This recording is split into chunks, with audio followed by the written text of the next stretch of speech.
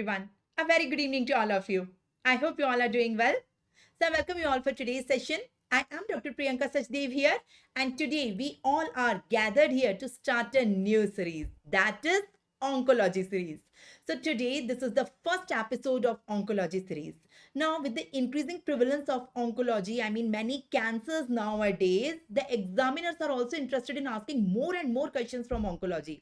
So recently, in the last few years, we have observed that the questions from oncology section has been increased in all the exams. Whether we talk about any competitive exam, that is NEET PG, FMG, NICT, PLAB, USMLE, or it is a prof exam, your university exam of MBBS. So the examiners are always interested in asking some or other questions from this section, the oncology section. And I always found students like they are scared of this section. They found this section a little bit of difficult. I wish if we can eradicate the cancers from this world, but for eradicating, for beating the oncology, for beating the cancers, we have to understand it in depth. So I thought, why not to start a series on that? So I am starting Oncology Series, and this is episode 1 of Oncology Series. So I thought that from head to toe, I will cover all the cancers one by one, the important cancers which are usually asked in your exam. So most of the cancers or malignancies which I am going to cover, I will try to cover them under a fixed set of headings so that you can compare them, you can retain them in a more simplified way. The notes will also be provided to you after the session. So can we start? Can we start? Okay, so let's start it. I guess you can see my screen. Let's share my screen. So let's start a new series over here. Give me a minute. It's oncology. So this is the episode 1. So let me give you an overview. In this entire series, I thought to cover all these tumors one by one. So today is episode 1. In episode 1, we are going to cover 2 tumors. So in each episode, we will try to cover 2, 3, 4 like tumors. And in, I guess, 4, 5 episodes, we will be able to cover all these important tumors. Let me know if you can add or subtract anything in this list. So according to me, these are the important tumors you must know from exam point of view, from the medical entrance exam point of view. So we will be covering tumors of the CNS, that is brain tumors today, along with the thyroid tumors. After that, in the next episodes, frequent episodes of subsequent episodes of Oncology Series, we will be covering the breast tumor, salivary gland tumor, hepatobiliary cancers, GIT tumors. In the GIT tumors, we will cover stomach, gastric carcinoma, intestinal carcinoma, appendix carcinoma, colon carcinoma, carcinoid tumors, all the renal tumors, all the testes tumor, prostate tumor, penile tumor. So these are male genital system tumors. The female genital system tumors is cervix cancer, ovarian tumors, uterus tumors, and in the end, most important, the bone tumors. If you want to add or subtract anything, you can tell me, we can add, you can always elaborate this list. So currently in this episode, I decided to start with the 2 tumors here. Okay, so I will be covering these 2 today. Okay, right now. So let's start first with the tumors of the CNS, followed by thyroid tumors. One by one, we will cover them. Can I start? Endometrial carcinoma also here, I will add it. Thank you for reminding. The uterus tumors. In the uterus tumors, I am going to cover endometrial carcinoma. Anything else? So I tried to cover most of them here. Whatever asked in your exam are already covered here. So let's start with the first, that is tumors of central nervous system, the brain tumors. So let's start. The most important topic. Many students find it difficult, but just give me half an hour, 30 minutes, 40 minutes. I will make a cakewalk for you. The tumors of the CNS. Believe me, you will find this topic the most easiest one. Believe me. So let's start the tumors of central nervous system. Before starting the tumors of central nervous system, CNS, you must understand what is central nervous system. So in the central nervous system, we are having 2 things. We are having brain and we are having spinal cord. So brain along with spinal cord, together known as central nervous system. So we will study the tumors of central nervous system today. Okay. Now in the central nervous system, there are 2 things. Number 1, the parenchyma. You know, the parenchyma are the cells which are present inside the brain and the spinal cord. They are constituting the parenchyma. So how many types of cells are present inside the brain? The most important cells are the neurons that transmit the signal. So number 1 are neurons, because tumors can occur in any one of them now. So before understanding the tumors of central nervous system, first understand the cells of central nervous system. If you understand the cells, the tumor will occur in all these cells. So the tumors in the neurons can also occur. Okay, so neurons are first cells. Apart from the neurons, we are having neuroglia cells. What are neuroglia cells? Neuroglia cells do not transmit the signal. No. They do not transmit the signal. They are supporting cell to neurons. They support neurons. That's why they are known as neuroglia cell or glial cells. Okay, so there are three types of neuroglia cells: astrocytes, oligodendrocytes, and ependymal cells. They support neurons. In the brain, in our brain, the most common tumor occur in this. So most common tumor in the brain, I will tell you the classification also. The glial tumor.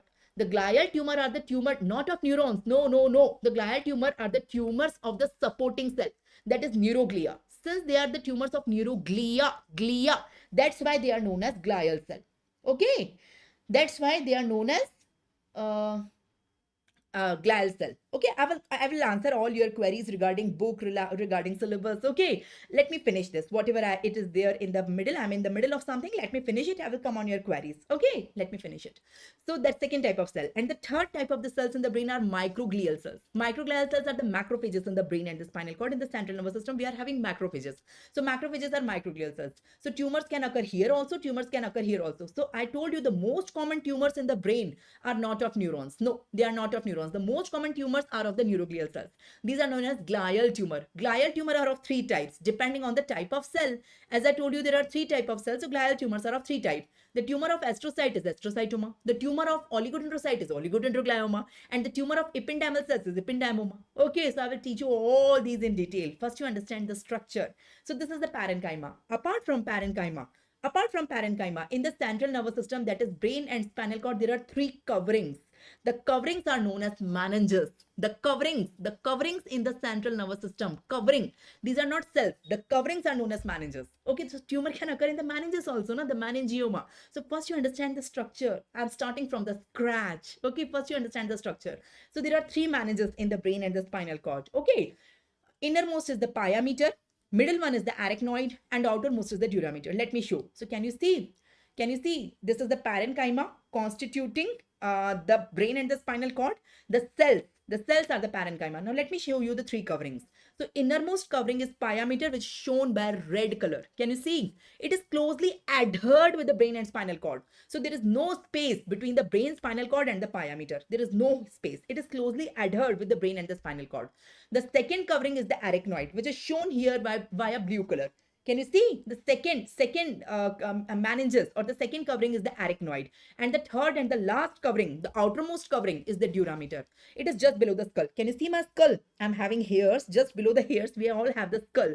So below the skull and below the vertebra, we are having the durameter. So that is the outermost one. Okay, so I will draw it. I want to tell you the spaces here. So you have to understand the spaces also. So see, let's take the brain. Okay, this is the brain. This is the spinal cord. This is the brain. Okay, now first covering, I'm saying you the innermost covering. Let me show you the innermost covering. The innermost covering is the pyometer. Here I'm drawing the pyometer. It is adhered with the brain and the spinal cord, and there is no space between the brain, spinal cord and the pyometer. The second covering just above the pyometer is the arachnoid. So see, this one is the arachnoid. And the third and the last one is the durameter. So this one is the durameter. Durameter is just below the skull. So let me draw the skull also. So this is the skull I am drawing. So this is the skull. Can you see the skull? Now how many spaces you can see? So let me label it. This one is pyometer, this one is arachnoid, this one is durameter. Okay, how many spaces you can see? The first space, I can see one above the dura, one below the dura. I can see two spaces, one above dura, one below dura. One space is between dura and skull, that is above dura. It is known as epidural. Epidural is above the dura. And one space is below the dura, that is between dura and the arachnoid. So this space is known as subdural. So one space is above the dura, one space is below the dura. So epidural and subdural. You can see this is epidural, this is subdural. So one space is above the dura, epidural, and one space is below the dura, that is subdural. One space is between arachnoid and pyometer, that is below the arachnoid. Arachnoid and pyometer, this is known as subarachnoid. And there is no space between pyometer and brain. So total three spaces are there: epidural, subdural and subarachnoid. The subarachnoid one contains the CSF. So CSF is only present in the subarachnoid one. So this is the basics, and I assume you know this basics before starting the chapter. Can I start?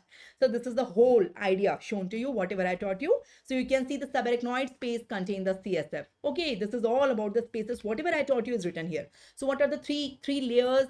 Durameter, pyometer and arachnoid. And what are the three spaces? One above the dura, epidural, one below the dura, subdural, and one below the arachnoid, that is subarachnoid. Subarachnoid one contains the CSF. Now there is a tumor in the meninges known as meningioma. Meningioma is the tumor of the meninges of the brain, not the cells of the brain. It is the tumor of the meninges of the brain. Okay, so which meninges tumor is most common? The arachnoid. The arachnoid one.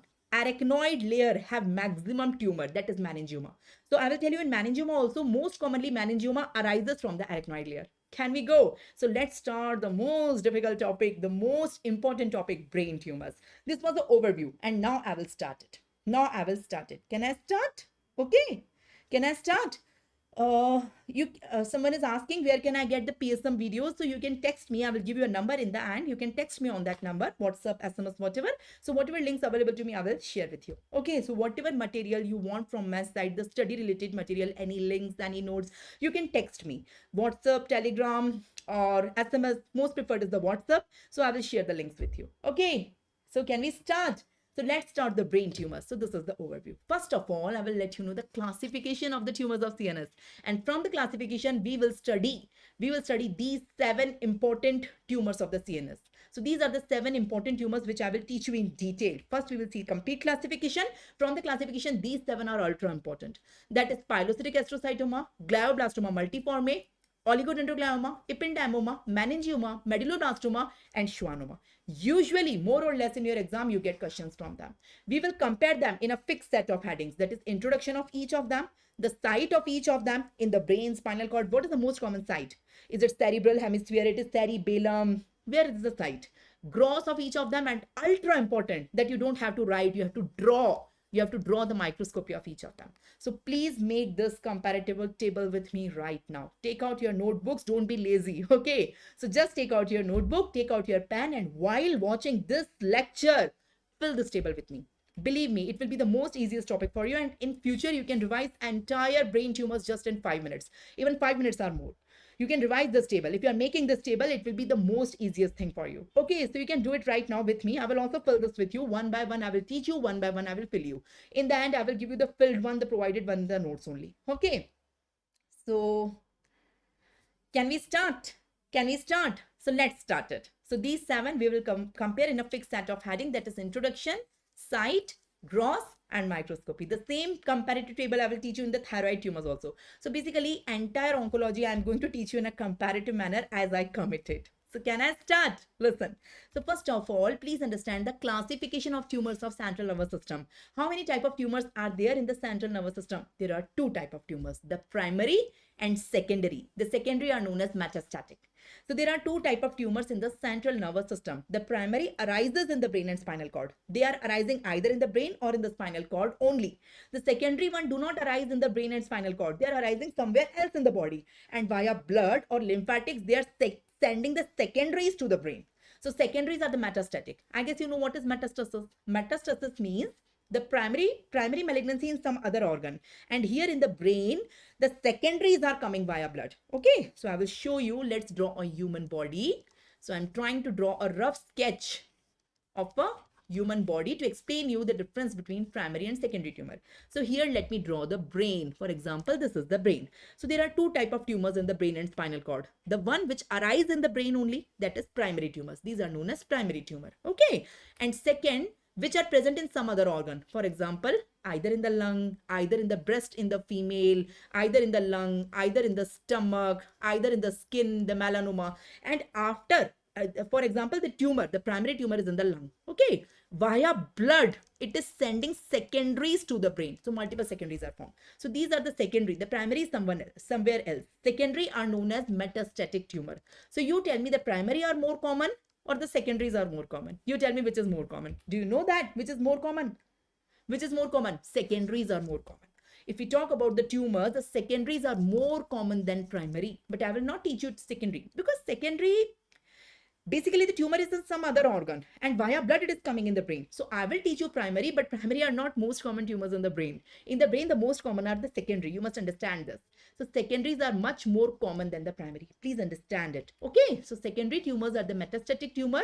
So here they are coming to the brain from some other organ. Okay, and primary, they originate in the brain only, and secondaries are more common. You can see here.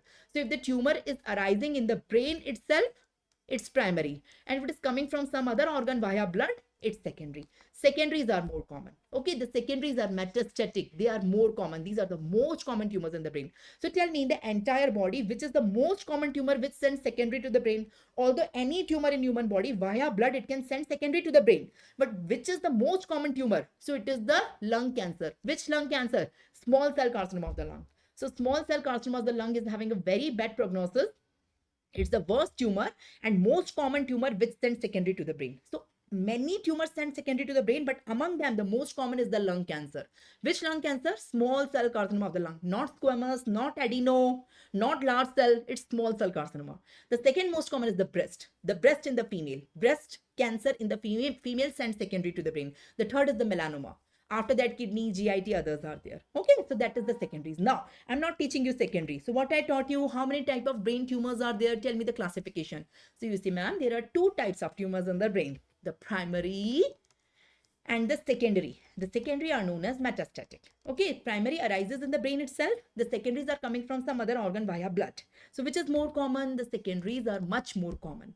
Okay, so among the secondaries, who is the most common organ which sends secondary to the brain? So it is a very important MCQ, lung. In the lung, you must mention it's small cell carcinoma, not squamous, not adeno. Okay, followed by breast and followed by skin, that is melanoma.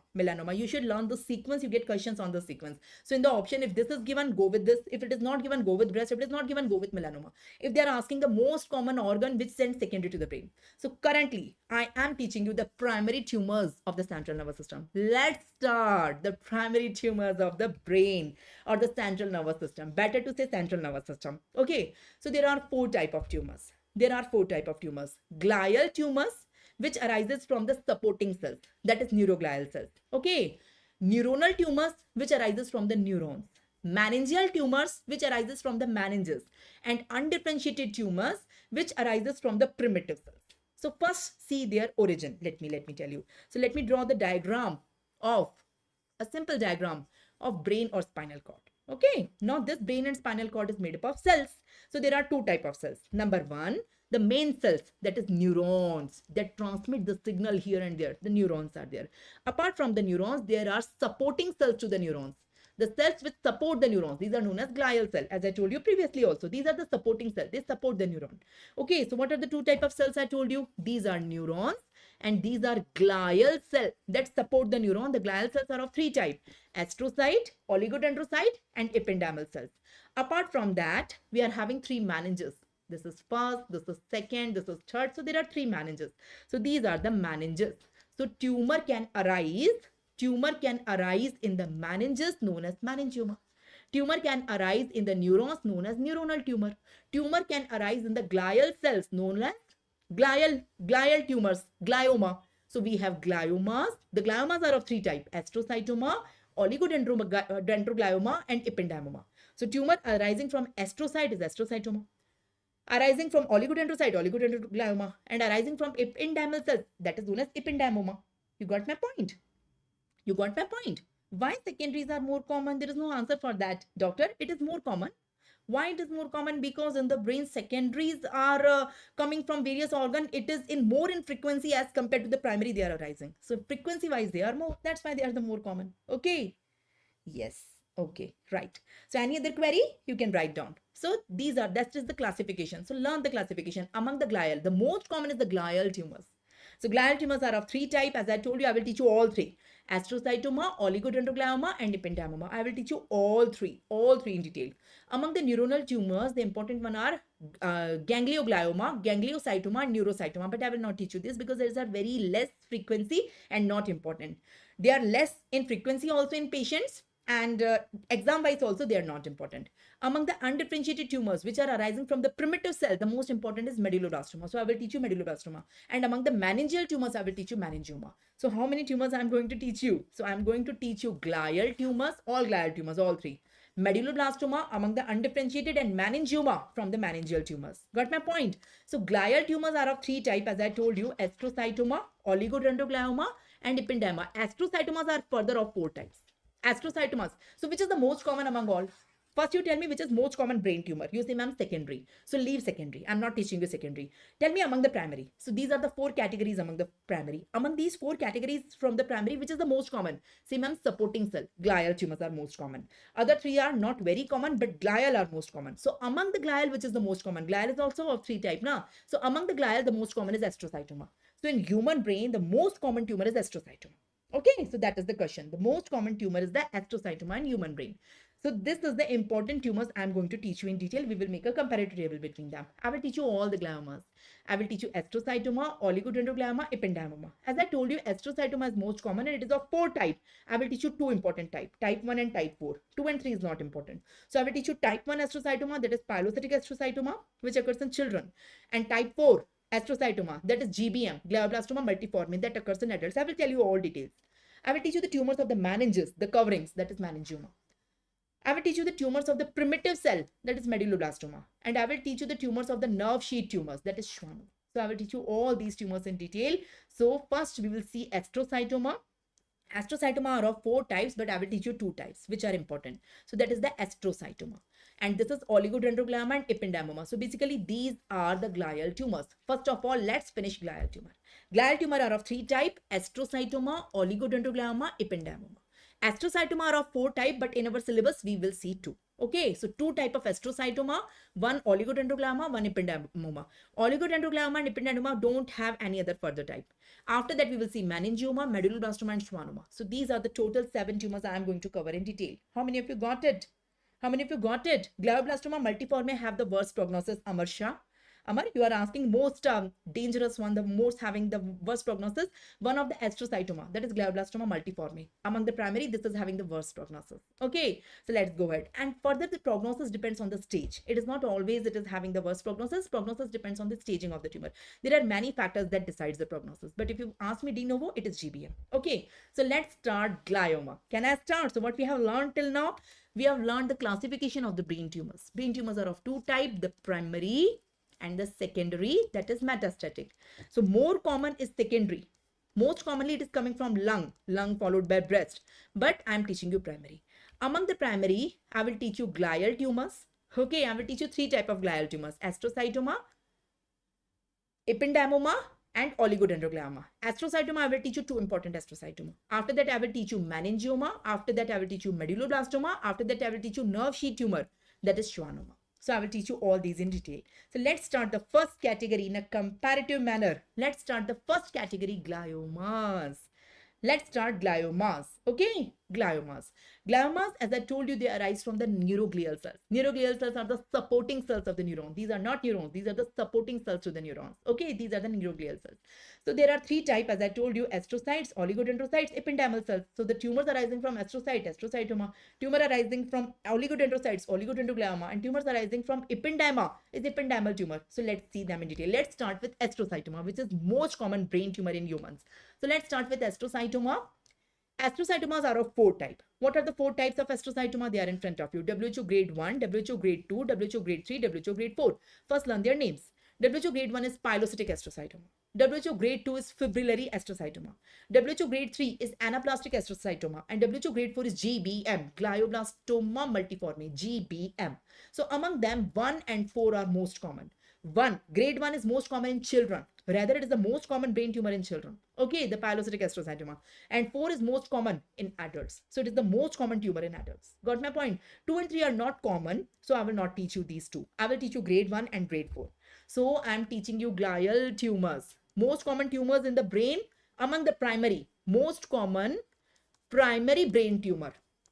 Not secondary. I know secondaries are more common, but most common primary brain tumor. So my answer is glial tumor. But among the glial are of 3 types. Is it astrocytoma or oligodendroma or ependymoma? So most common is astrocytoma. But there are 4 types of astrocytoma now. So which is most common in children? It's type 1, that is pilocytic. And which is most common in adults? So it is type 4, that is GBM. So if I'm asking you the question, most common brain tumor in children, most common primary brain tumor in children. So your answer should be pilocytic astrocytoma. And most common primary brain tumor, most common primary, not secondary. Insist the word primary. Most common the primary brain tumor in adults. So again answer is astrocytoma. So in both of them, it is most common astrocytoma, but this time it is type 4 astrocytoma. The name of type 4 astrocytoma is GBM, glioblastoma multiforme. How many of you got it? Okay, how many of you got it? So got your answer, Charanjit. So in children, the most common is type 1. In adults, the most common is type 4 among the astrocytomas. Got it, Charanjit? Got it? So let's study. So let's start type 1. So I will teach you two type of astrocytoma, grade 1 and grade 4. Grade 1, 2, 3 and 4. The four types of astrocytomas are there.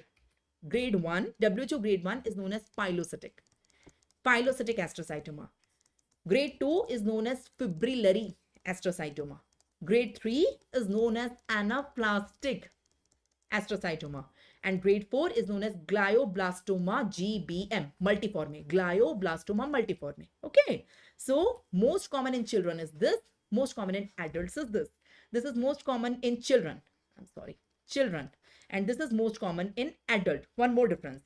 The one which is in children, it occurs in cerebellum. Here, cerebellum. Okay. The children one occurs in cerebellum, the pilocytic one. But the GBM occurs in cerebral hemisphere, the frontal and the temporal, but cerebral hemisphere. So the adult one, that is GBM, it occurs in cerebral hemisphere, not cerebellum. It occurs in cerebral hemisphere. Okay, frontal and temporal. Please mind one more difference. The children one, that is pilocytic one, having a very good prognosis, very good, 99% cure rate. But here, the one which occurs in adults, it is having the worst prognosis, very poor prognosis. Hardly even after treatment, the lifespan is 6 to 8 months. So that is the difference. So learn the 3 difference. This one is the most common in children. This one is most common in adult. The children one, pilocytic one occurs in cerebellum. The adult one occurs in cerebral hemisphere. Pilocytic one having good prognosis, but the adult one have worse prognosis. Please learn the differences. Can we go ahead? Can we go ahead? So let's start with the first one. I will give you the details in the fixed set of heading. Grade 1 pilocytic astrocytoma. Okay, in the introduction, I already told you it occurs in children. In the introduction, I already told you surgical treatment curative rate is nearly 80 to 100%. You can say on an average, it's 95%. So 80 to 100% is a very good prognosis. After surgery, the prognosis is very good. So thankfully in children, the prognosis is good. Okay, site is cerebellum. In the diagram also, you can see this is the tumor. It is gelatinous in appearance. You can see it is gelatinous, mucoid in appearance. It is looking like jelly. It is gelatinous in appearance, mucoid in appearance. It is cystic. You can see a cyst which is filled with a jelly. So grossly only you can say, number one, it is in cerebellum. On MRI only you can see the tumor in a child in cerebellum. It is nothing else. It has to be pilocytic astrocytoma. If you do the surgery, you can see there is a cyst. Inside the cyst, it is filled with a gelatinous material which is myxoid. It is very well circumscribed so that the surgical margins are always clean. So the neurosurgeon can easily cut the tumor with a clean margin, and that's why the recurrence is not there. That's why prognosis is very good. So it is having a very well circumscribed border, no infiltration. So please learn the introduction. It occurs in children. The cure rate is 80 to 100%. Prognosis is very good. Learn the site, it's cerebellum, and learn the gross. Learn the gross. It's well circumscribed. It is cystic. The cyst is filled with mucoid or myxoid material, jelly-like material. Now coming on the microscopy. You get maximum questions on microscopy. Give me a thumbs up. So in this sequence, we are going to study. Are you enjoying? You are learning? See the microscopy of pilocytic. So four things I'm going to teach you in every brain tumor. First introduction, then site, then gross, then microscopy. Okay. In the microscopy, you have to concentrate here only on one thing. That is Rosenthal fiber. Can you see the pink color fibrillary material here? Pink color fibers. These pink color, dense, eosinophilic pink color fibers. These are known as Rosenthal fibers. What does they known as? These are known as Rosenthal fibers. What are these Rosenthal fibers? That is the hallmark of pilocytic astrocytoma. No other tumor in this world have these fibers. These are the hallmark feature of pilocytic astrocytoma. What are these fibers? These are made up of a protein. What is the name of that protein? It is the aggregate of a protein. What is the name of that protein? The name of that protein is GFAP. What is the full form of GFAP? Glial fibrillary acidic protein. Glial fibrillary acidic protein present in all of our brain. But here in pilocytic astrocytoma, its concentration increases and it aggregates and it forms the fiber-like structures. These are known as Rosenthal fiber. So Rosenthal fibers are the pink color eosinophilic fibers. They are made up of the aggregates of GFAP protein. What is GFAP? What is GFAP protein?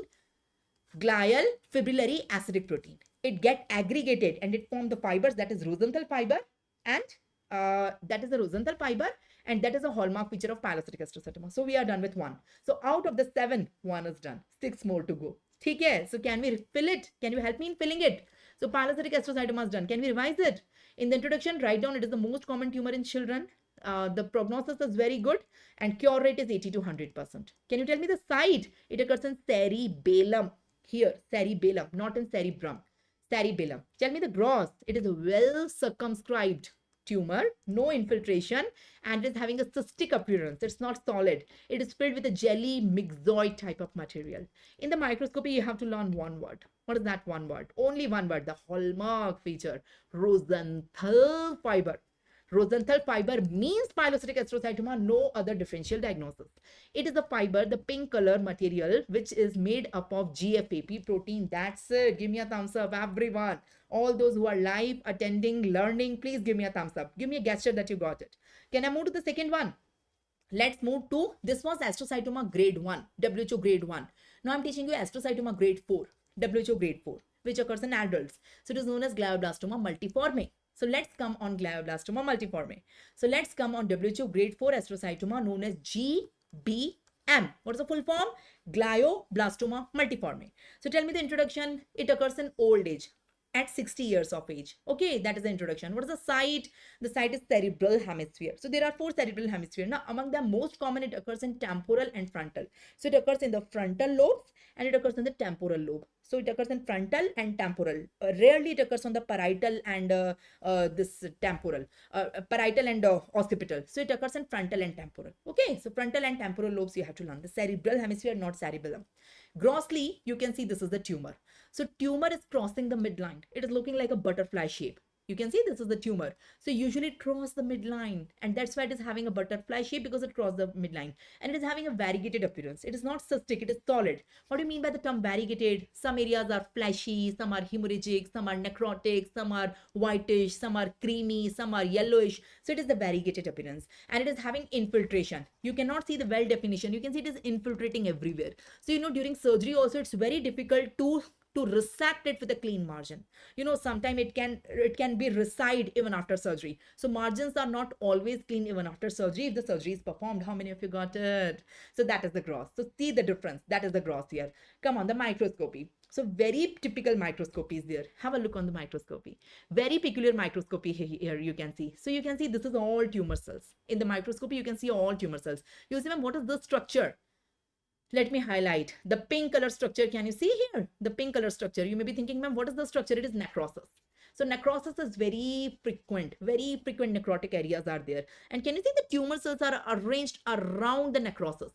The tumor cells, can you see these all blue tumor cells which are arranged around the necrotic material? This is known as pseudo-palisading necrosis. What do you mean by pseudo-palisading necrosis? It is the serpentine necrotic pattern with tumor cells are present at the edges of the necrosis. Very peculiar finding. Say it. What is it? It is the pseudo-palisading tumor cells around the necrosis. This is area of necrosis. So around the area of necrosis, the tumor cells are present at the edges, at the margins of the necrotic area. That is known as pseudo-palisading pattern. Here mitosis is very frequent. If you see the tumor cells, many of the tumor cells may be showing the giant cells, some may be showing the, here it is not clear, but you can see the spindles are there. So mitosis is very frequent. And you see the pleomorphism is very frequent. Giant cells are you see this is a giant cell. I can see this one is also a giant cell. Giant cell is frequent, mitosis is frequent, and pleomorphism. Some tumor cells are very small, some are normal, some are large, some are small, some are normal, some are large. That is variation in size. Variation in size is pleomorphism. So what all features I can see? Number 1, tumor cells are pleomorphic. I mean, they have different size, variation in size. They have high mitotic rate. Mitosis is high. Many of them are giant cells. Giant cells are very common. Necrosis is very common. And around the necrosis, the border of the necrosis, the edges of the necrosis, tumor cells are arranged, and that is known as pseudo-palisading pattern. So here the hallmark feature is pseudo-palisading pattern. So these all features you have to learn. Don't learn. Try to learn in the diagram. If you learn in the diagram, it will be very, very, very easy for you. Got it? That is the microscopy. How many of you got it? Can we revise? Can we revise? Okay, let's revise the 2. We are done with 2 astrocytoma. Although there are 4 astrocytoma, but in our syllabus only 2 are there. Grade 1 and grade 4. Grade 2, grade 3 are not important. Grade 1, grade 4. So grade 1 astrocytoma is known as pilocytic astrocytoma, and grade 4 astrocytoma is known as GBM, glioblastoma multiforme. So tell me the introduction. This one occur in children. This one occur in adults. This one having very good prognosis. This one is having worse prognosis. Tell me the site of both of them. The pilocytic one occurs in the cerebellum. Okay, here. And this one occurs in the cerebral hemisphere, especially in the frontal, and the temporal. Okay, so that is cerebral hemisphere. Tell me the gross. This one is well circumscribed. I'm sorry, this one is well circumscribed and cystic. This one is cystic. This one is not circumscribed. It is infiltrating. It is infiltrating inside the parenchyma, and it is not cystic, it is solid. And this crosses the midline. This crosses the midline. This one is jelly-like material, that is myxoid. Here it is variegated appearance. So learn the gross. It's very peculiar. Tell me the microscopy, the important findings. Here only one finding, rosenthal fiber. That's it. Remember the image. Rosenthal fiber made up of GFAP protein. Here the important finding is pseudo-palisading pattern. The most important is pseudo-palisading pattern in which there is a necrotic area and tumor cells are around the necrotic area. Mitosis is high, pleomorphism is high, giant cells are high. That's it. Coming on the third one. So out of the 7, 2 are done. 5 more to go. They are in front of you. So in this way only we will cover it. Yes, it is more than sufficient for FMG exam. Rather, it is more than sufficient, I must say. After this, I commit. You try any question from the brain tumor. I can commit. I can challenge, I mean. You will not miss any question after this session. Believe me. Believe me. Can we go ahead? Yes, definitely. I will try to launch many courses. Okay. Okay, Hamraz Ali. I will try to launch the courses soon. So coming on the next tumor, the next is oligodendroglioma. So I taught you that there are three type of glial tumors. So astrocytomas, oligodendrogliomas, and ependymomas. So these are the glial tumors. So we are done with astrocytoma. I taught you 2 type of astrocytoma, grade 1 and grade 4. Now it's time to come on oligodendroglioma. Oligodendroglioma are the tumors that arises from oligodendroglial cells. That is oligodendroglioma. Okay, so there is no important introduction, but in the side, you have to say again cerebral hemisphere, but the white matter of the cerebral hemisphere. That is, they are supratentorial. So it arises from the white matter of the cerebral hemisphere. Grossly, they have very gelatinous appearance. Can you see? They again look like gel. Gelatinous appearance. They are also well circumscribed. You can see the tumor is well circumscribed and hemorrhage is very common. You can see the areas of hemorrhage, it is looking red in color. It is looking red. So areas of hemorrhages are common. It is well circumscribed, having gelatinous appearance. So if you learn the image now, you don't have to learn the description. I never learn the description. I learn the image. I can describe it in my words. So I can see a tumor which is red in color because it is hemorrhagic. It is well circumscribed. It is looking like a gel. So it is gelatinous appearance. So areas of calcification are also common, which are not very well visible. Here you can see whitish spots. So these are the areas of calcification. You can see white dot. Can you appreciate the white colored dots? This is all areas of calcification. You can also see that. Okay, so that is the gross. Now coming on the microscopy here. In the microscopy, you can see this is the tumor.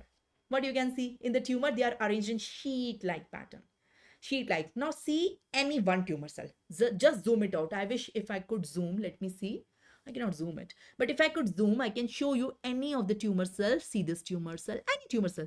There is a nucleus inside that. Okay, so let me draw a nucleus. Let me draw a tumor cell separately. See, any of the tumor cell is like this only. So this is the tumor cell. This is the nucleus of the tumor cell.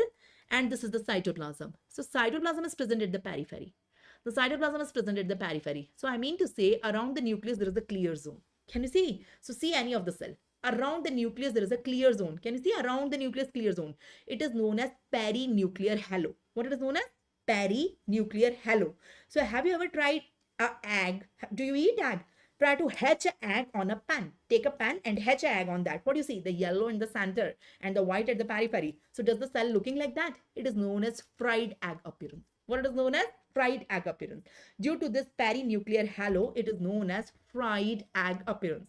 So the tumor cells are round to oval nucleus surrounded by a clear halo in the cytoplasm. It is known as fried egg appearance. Got it? Number 1. Number 2, can you see? These are the blood capillaries in between. Can you see? This is a blood capillary. This is a blood capillary. This is a blood capillary. So endothelial cell hyperplasia is very common. You can see the capillary proliferation. Endothelial cell hyperplasia and capillary proliferation. And you can see the foci of calcification. Calcification, the bluish basophilic, you can see the calcification is also very common. So calcification. So learn 3 features. Number 1, the tumor cells are very unique. They have fried egg appearance. Number 2, endothelial cell proliferation and calcification is common. So we are done. So can we revise? Can we revise the oligodendroglioma? Can you help me please in the revision? So oligodendroglioma introduction, there is nothing important in the introduction. They arise from oligodendrocytes. That's it. The site, most common site, they are also there in the cerebral hemisphere, but in the white matter. Grossly, they are well circumscribed again. They are having areas of hemorrhage, areas of calcification, and they are gelatinous in appearance. In the microscopy, there is fried egg appearance. The most important thing, fried egg appearance. Apart from that, calcification is common. You can see the calcification. Say yes. So can I come on the next one? We are done. Out of the 7, 3 are done, 4 more to go. We are done with pilocytic astrocytoma, glioblastoma multiforme, oligodendroglioma. Now I'm coming on the next one. The next one is ependymoma. In this way, we are going to cover all 7. Coming on the next, ependymoma. Not only we will cover 7, after that I will show you all the previous year questions which are asked, MCQ questions in the various medical entrance exam, and you will be able to solve it right now. Okay, so please concentrate. Let's see who is concentrating. I will evaluate. Okay, so coming on the next one is ependymoma. Ependymoma. Where does ependymoma arise? Ependymoma arises from the ependymal cells. Okay, it is most common in the 4th ventricle. In children, it occurs in the 4th ventricle. You know, we have 4 ventricle, 1st ventricle, 2nd ventricle, 3rd and 4th. So it arises from the 4th ventricle. Mostly it arises from the 4th ventricle in children. In adults, it occurs in the spinal cord. So see the location. Grossly, it is a well demarcated tumor. Can you see? Here it is shown in the 4th ventricle. You can see it's a well demarcated solid tumor. That is ependymoma. Microscopy is very unique. What do you mean by unique? Unique microscopy. Listen, the tumor cells are arranged in a particular pattern. How you see the tumor cells are arranged? Listen, let me show you. So tumor cells are either arranged. The tumor cells are either arranged just as it is, and there is a clear space at the center. They are arranged in a circular fashion, and there is a clear space at the center. The tumor cells are arranged in a circular fashion, and there is a clear space at the center. These are known as rosettes. These are known as rosettes, the true rosettes. The rosettes are there. Sometimes at the center, there is a blood vessel. At the center, there is a blood vessel, and tumor cells are arranged around the blood vessel. Okay, there is no clear space in center. These are known as pseudo rosettes. These are not true rosettes. What these are known as? These are known as pseudo rosettes. Pseudo rosettes. So in true rosettes, there is a clear space at the center, and tumor cells are forming a circle around that. In pseudo rosettes, there is a blood vessel. There is a blood vessel at the center, and again, tumor cells are arranged.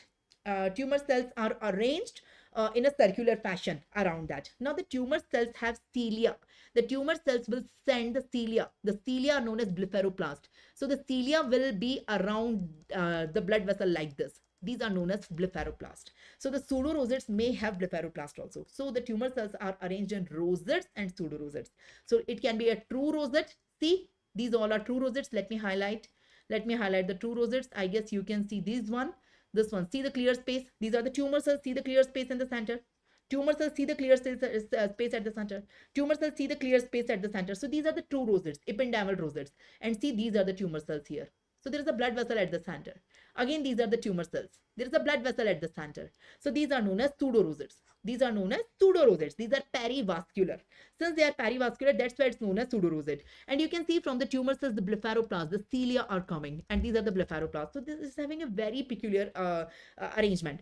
So tumor cells have either rosettes or pseudo rosette arrangement. So arrangement are two: either rosette, I mean a clear space at the center, or pseudo rosette, I mean a blood vessel at the center. Blepharoplast, that is the cilia, represent the basal bodies of the cilia in the cytoplasm of the tumor cell. So in the cytoplasm of the tumor cells, you can see the cilia. Got it?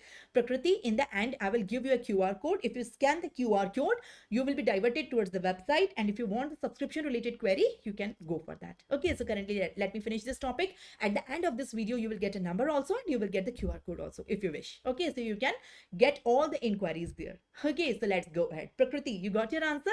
Can we go ahead? Okay, so let's go ahead. So we have completed ependymoma also. Can we revise it quickly? Ependymoma. So it arises from, so this is astrocytoma. This arises from astrocyte. This is also astrocytoma, arises from astrocyte. The two astrocytoma. This is grade 1 astrocytoma. This is grade 4 astrocytoma. This one arises from oligodendrocyte. That's why oligodendroglioma. And this one arises from ependymal cells. That's why ependymoma. So we are done with the glial tumors. The 3 type of glial tumors: astrocytoma, oligodendroglioma, and ependymoma. I taught you 2 type of astrocytoma. Can we compare all of them together? Can you tell me the site of all of them? Pilocytic astrocytoma occurs in cerebellum. They occurs in cerebellum. GBM occur in cerebral hemisphere. Oligodendroglioma also occur in cerebral hemisphere. Ependymoma in children, it occurs in fourth ventricle. In adults, it occurs in spinal cord. Most important, you have to learn the location. Based on location only, you will make your differential diagnosis. Coming on the gross, pilocytic astrocytoma is well demarcated and it is having a cystic appearance and it is having a myxoid cystic appearance. GBM is having infiltrative appearance. It is not well circumscribed. No, it is crossing the midline. It is having a butterfly appearance. Oligodendroglioma, it is having a gelatinous appearance, reddish hemorrhage area and white dots, that is areas of calcification. Ependymoma is well demarcated solid tumor. Well demarcated solid tumor. Coming on the microscopy, tell me the hallmark in the microscopy. Don't tell me the details, only the hallmark. So in pilocytic astrocytoma, the hallmark is Rosenthal fiber. Rosenthal fiber, that's it, which is made up of GFAP. In GBM, the hallmark is pseudo-palisading pattern. Pseudo-palisading pattern and pleomorphism, mitosis, necrosis, giant cell. You remember the diagram. Oligodendroglioma, the hallmark feature is fried egg appearance. I cannot forget. Fried egg appearance and the calcification. That's it. And in ependymoma, rosettes, pseudo-rosettes and pseudo-rosettes mein blepharoplast. Blepharoplast are the cilia. So please learn the diagram. If you learn the diagram, now you will never forget. If you try to learn the theory, now, it will evaporate after some time. It is very volatile. But if you learn the diagram now, it's also scientifically proven that human pictorial memory is much stronger than the textual memory. So if you try to learn the text, you will forget. But if you try to learn the picture, the image, the diagram, you will never forget. So high chances you will retain it better. So it's not my theory, it is scientifically proven, people. So try to learn maximum images. Try to learn the information in the form of the images, in the form of the pictures. Okay, if you try to learn the text, you will forget. Okay, anyways, coming on the next one. So we are done with 3 more to go. We are done with glial tumors. Okay, G, we are done with glial tumors. So after glial tumors, I want to teach you meningioma. Meningioma is not a tumor of the cell. Meningioma is a tumor. I'm sorry, just a second. What happened? Oh, I can't use the pen. Give me a minute. The pen is not working. It got stuck. Give me a minute. I guess it's working now. I'm sorry for the interruption. I guess I should escape and come back.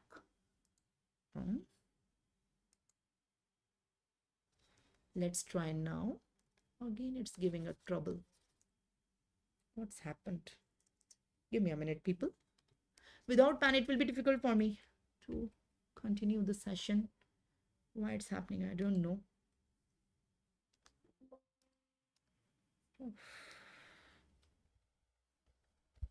You have to give me a minute to fix it. I guess there is some bug, but I will fix it. Let's try now. I guess it's fixed. Okay, I can use the pen. Without pen, it feels like handicap. I can't use the pen now, so I cannot teach you without pen. Anyways, now I can use it, I guess, and I must continue. So let's move to the next tumor. Okay, so till now we have completed pilocytic astrocytoma, glioblastoma multiforme, oligodendroglioma, ependymoma. Let's come on meningioma. So meningioma is the tumor. Meningioma is a tumor arising from the meninges. Yes, it is more than sufficient for NEET PG, FMG, INICT, PLAB, USMLE, and for university exams. So whatever exam you are targeting for, just listen it very carefully and try maximum MCQ. Don't believe my words. Whatever I am saying, मैं तो अपनी तारीफ ही करूंगी ना. So don't believe my words. Just try your MCQs and give feedback to me whether it was useful for you or it was not useful for you. So just listen it and after the session, try the MCQs. So coming on the next tumor, meningioma. Meningioma is a tumor arising from the meninges. How many meninges human have? I told you this is the brain and the spinal cord of the human. There are 3 meninges. The innermost one is the pia meter. Have I told you? So this is the pia meter. It is adhered closely to the brain and the spinal cord. The middle one is the arachnoid. So here you can see this one is the arachnoid, the middle one. And the outermost one is the durameter. So this one is the durameter. Here you can see this one is the durameter and here is the skull. Uske bahar, this is the skull, you can see. So the tumor arising in the meninges is meningioma. Most commonly tumor arising in the arachnoid. in the arachnoid. In the arachnoid meninges also there are various layers. So it arises from the cap layer from the arachnoid. So it arises from one of the three meninges. It can arise from the pyometer, arachnoid as well as durameter, but most commonly it arises from the arachnoid. It's a very important MCQ. So meningioma arises from which meninges? Is it most commonly pyometer, arachnoid, durameter, or all of the above? So answer is arachnoid. Most commonly it arises from arachnoid, the cap layer of the arachnoid. It occurs in middle to old age, so 20 to 60 years, and it is the tumor which is more common in female, as most of the other tumors are common in male, but this one I am mentioning, it is more common in female. You can see it is a well circumscribed tumor. You can see on the outer surface of the brain, because it is arising from the meninges. It is not inside deeper. It is well circumscribed of varying size. It is usually solitary. That is meningioma. Microscopy is very peculiar microscopy. You can see it here. What is the very peculiar microscopy? Can you see the tumor cells? The tumor cells are spindle shaped. The first thing, the tumor cells are spindle shaped. You can see they are not circular, they are spindle shaped. Number two, they are arranged in whorled pattern. Can you see the tumor cells are arranged in whirling? They are arranged in whorled pattern. So tumor cells are arranged in whorled pattern and they are spindle shaped. So most of the tumor cells are arranged here also. You can see they are arranged in whorled pattern. Okay, so they are arranged in circular fashion, whorled pattern. They are spindle shaped at the center of the wall. What you can see at the center of the wall? At the center of the wall, I can see something. I can see the calcification arranged in laminated concentric layers. So it is calcification. The calcification in the concentric layers, the laminated layers. So this is known as samoma body. P is silent. Don't pronounce it Pisamoma. No, please. Pronounce it Samoma body. The P is silent here. It is Samoma body. So Samoma body is the calcification. It's the calcification, but it's a unique calcification. You will say, ma'am, what is unique in that? Calcification in concentric layers, in laminated layers. So it is at the center of the wall. You can see the samoma bodies are very frequently present. So samoma bodies is a hallmark here, and the whorled appearance and the spindle shape of the tumors. So you can see the spindling and you can see the whorled pattern, and at the center appreciate the samoma bodies. So that is regarding the meningioma. Let's come to the next, medulloblastoma. Okay, so sixth one, the medulloblastoma. So medulloblastoma, it is a tumor. It is the most common primary malignant tumor in the childhood. One more tumor I told you in the childhood. Which one? The first one I told you. Which one? I told you the first one, pilocytic astrocytoma, but that was benign tumor. Usually it is not malignant. This one is the malignant brain tumor in children. It also occurs in children. It occurs in the children and it also occurs in the cerebellum. So I told you pilocytic astrocytoma also occurs in cerebellum. Medulloblastoma also occurs in cerebellum. Pilocytic astrocytoma and medulloblastoma both are the tumors of the children, but pilocytic astrocytoma was relatively benign and this one is malignant. This one is the most common primary malignant tumor in the children that occurs in cerebellum.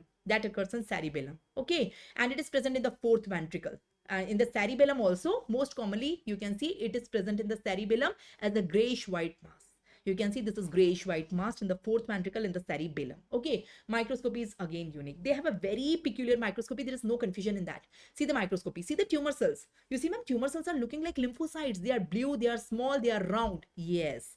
So they are small. Can you appreciate the tumor cells are very small? They are round and they are blue. That's why it is known as small round blue tumor. Small round blue tumor.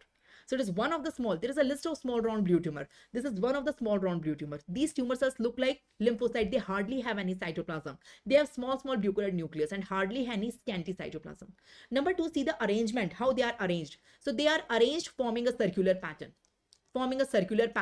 But at the center of the circle, there is the fibrillary material. Can you see a fibrillary material at the center? Here also see the fibrillary material at the center and they are forming a circular pattern. Here also they are forming a circular pattern and there is a fibrillary material at the center. So such a pattern in which there is a fibrillary material at the center, it is known as Homer Wright rosette. So I told you rosettes in ependymoma also, but there the rosettes were true rosettes which were empty at the center.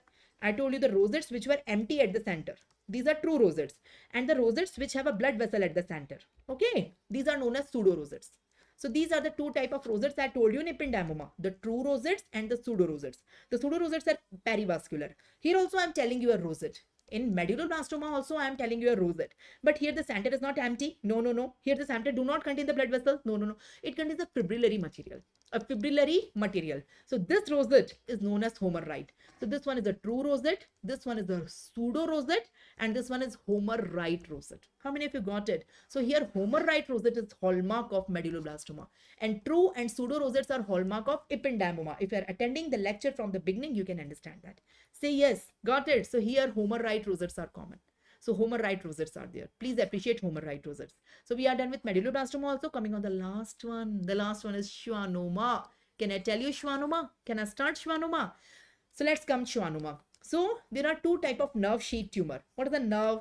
You know, the neuron. In the neuron, we have the cell body. We have dendrites, dendritic cells. This is the cell body. There are many dendrites are there, and this is the axon. This is the axon.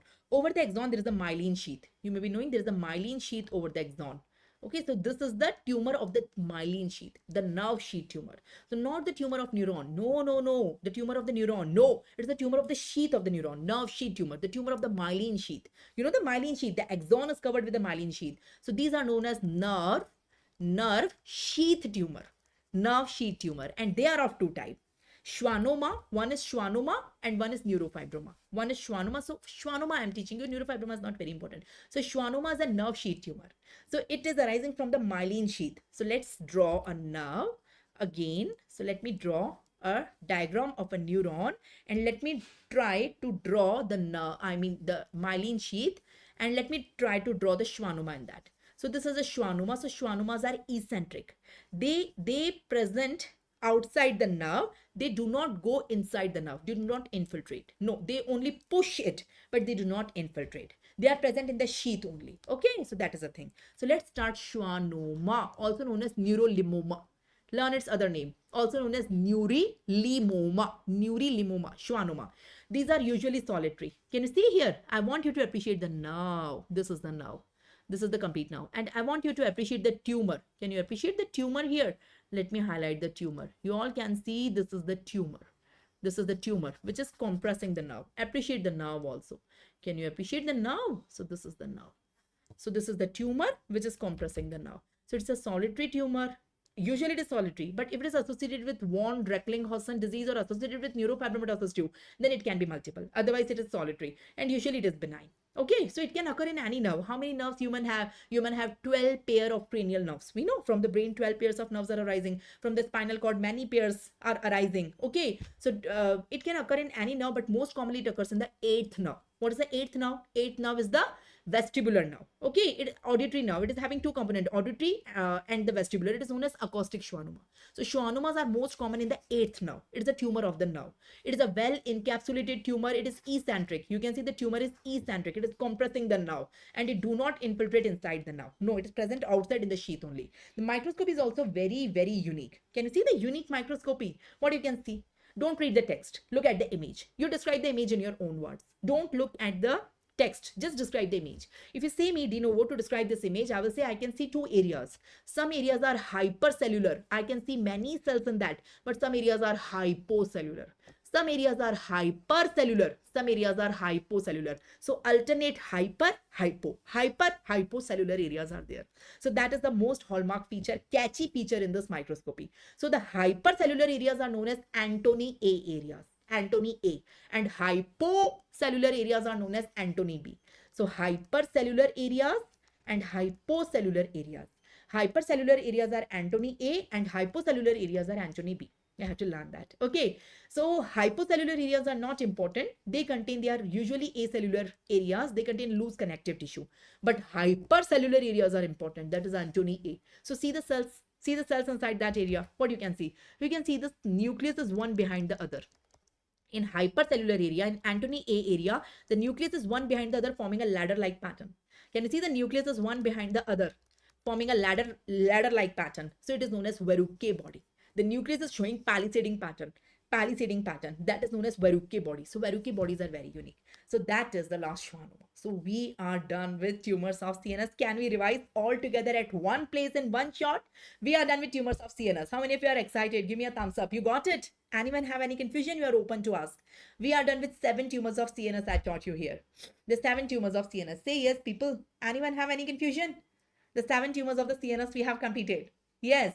So tell me the hallmark feature of each of them. I want you to tell me the hallmark feature. So tell me the microscopy basically. Am I live? Give me a thumbs up. Come on. We have completed the tumors, the brain tumors. Now I will start thyroid tumors. Yes. Anyone have any confusion? Okay, listen. So tell me the important microscopic feature of all of them. That's it. Okay. So pilocytic astrocytoma, the most important feature here I will write Rosenthal fiber. Rosenthal fiber. Okay, I will show you also. So this one is the Rosenthal fiber. Appreciate. This is pilocytic astrocytoma. It is made up of GFAP. It is a pink color eosinophilic condensed mass made up of GFAP. Number one. Number two, glioblastoma multiforme. The most important feature here is pseudo palisading necrosis. So around the necrosis, tumor cells are arranged. Tumor cells are arranged around the necrosis. Along with that, pleomorphism is there, giant cell is there, mitosis is there, necrosis is there. Have a look in the diagram. So can you see this is the necrotic area? So this is the necrotic area. Appreciate the tumor cells are arranged around the necrotic area. Appreciate the giant cells. This is the giant cell. This is the giant cell. Appreciate the pleomorphism. Appreciate the mitosis. So this is the diagram of glioblastoma multiforme. What about oligodendroglioma? In oligodendroglioma, only one thing I can remember: fried egg appearance.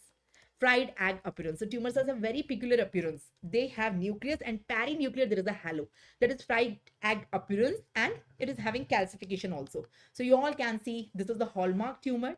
You can see tumor cell, any tumor cell if you can highlight this one, this one. In all of them, you can see around the nucleus, there is a clear halo. That is fried egg appearance along with the calcification. Okay. And the ependymoma, you can see rosettes and pseudo rosettes. So rosette is a true rosette and pseudo rosette. So in the true rosette, the tumor cells are arranged in a circular pattern and center is empty. This is a true rosette, true rosette, true rosette. See, the center is empty. And in a pseudo rosette, so these are the tumor cells arranged. They are again arranged in circular pattern, but at the center there is a blood vessel. There is a center at the blood vessel, and in the cytoplasm of the tumor cells, you can see the cilia arising from the basal body. These are known as blepharoplast. So it's a very unique diagram, that is ependymoma. So what you can see this one is pilocytic astrocytoma. This is GBM, this is oligodendroglioma, this is ependymoma. So basically these are glial tumors. I taught you 4 glial tumors, they all are in front of you. The glial tumors are done. So in your exam, the university exam, if you are getting glial tumors, you have to draw all 4. You have to write down the details of all 4. So here is the table filled with you, in front of you. The glial tumors. See, pilocytic astrocytoma, glioblastoma multiforme, oligodendroglioma, ependymoma. See, here Rosenthal fiber is the hallmark. Here pseudopalisading pattern, necrosis, mitosis, pleomorphism is the hallmark. Here hallmark is fried egg appearance and calcification, and here hallmark is true rosette, pseudo rosette along with blepharoplast. If I'm missing anything, let me know. So learn the gross also, learn the site also.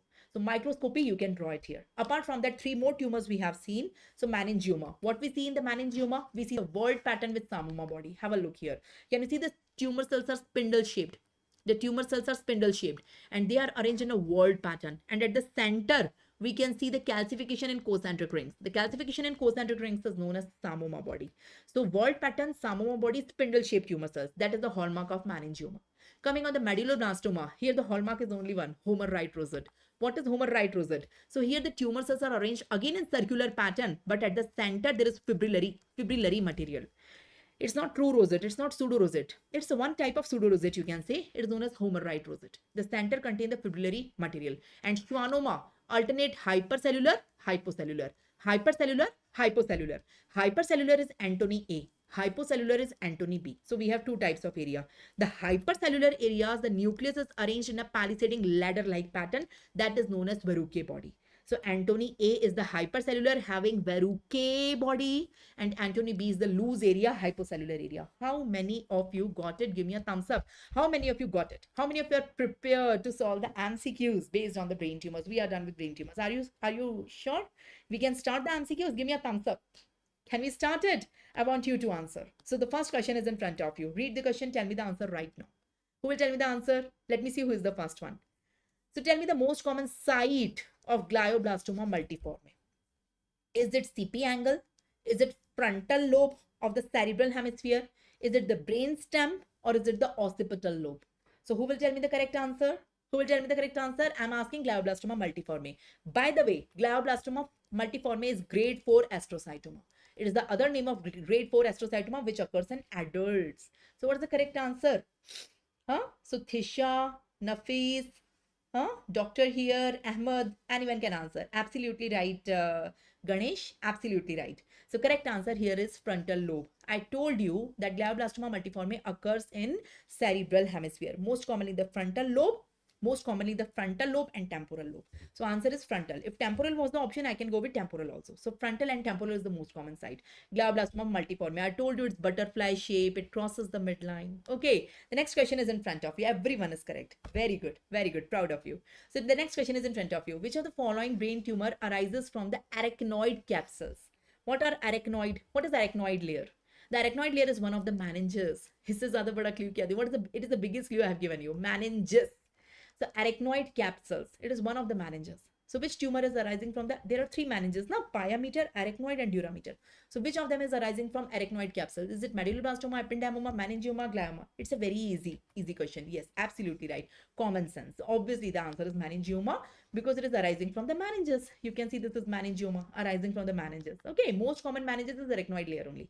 The next question is in front of you. I guess everyone is correct. The next question is in front of you. Rosenthal fiber is the hallmark of which tumor? I guess this is the easiest question I must ask. I can ask. Anna, this is the most easiest question. Is it pilocytic astrocytoma, glioblastoma, medulloblastoma, or ependymoma? The most easiest question. Rosenthal fiber is the hallmark feature of which of the following tumor? So Rosenthal fiber is the condensed aggregate of a protein. The name of the protein is GFAP, that is glial fibrillary acidic protein. So in which tumor it is present? It is present in a tumor which is seen in children, in the cerebellum of the children, having very good prognosis. Yes, it's pilocytic astrocytoma. You can see these pink color aggregates are known as Rosenthal fibers. These are very pink eosinophilic in nature. The next question, very good. The next question is in front of you. Samoma bodies are seen in. Samoma, the P is silent here. Samoma bodies are seen in. Which tumor? The hallmark. Is it pilocytic astrocytoma, glioblastoma, medulloblastoma, or meningioma? You tell me samoma bodies are seen in which tumor? What are samoma bodies? Samoma bodies is calcification. It's a calcification. Okay. It's a unique calcification in which the calcification is in concentric layers, that is in laminations. Okay. So samoma bodies are seen in which tumor? Absolutely right. Nafis, absolutely right. Ahmed, absolutely right. What about others? The correct answer is, what is the correct answer here? The correct answer is medulloblastoma. Absolutely right. Shalini, Thisha, everyone is right. So correct answer is medulloblastoma. I'm sorry. The correct answer is the meningioma. I'm sorry if I said it wrongly. Maybe slip of tongue. So correct answer is meningioma. In meningioma, you can see the tumor cells are spindle shaped and they are arranged in concentric layers. I mean, whorled pattern, and samoma bodies are present at the center of the wall. So meningioma is the correct answer. Okay, the correct answer is meningioma. So you all are right. The next question, Verrucke bodies is a hallmark feature of. Verrucke body. What is Verrucke body? In which tumor is it seen? Is it pilocytic astrocytoma, glioblastoma, medulloblastoma, or schwannoma? What is the correct answer?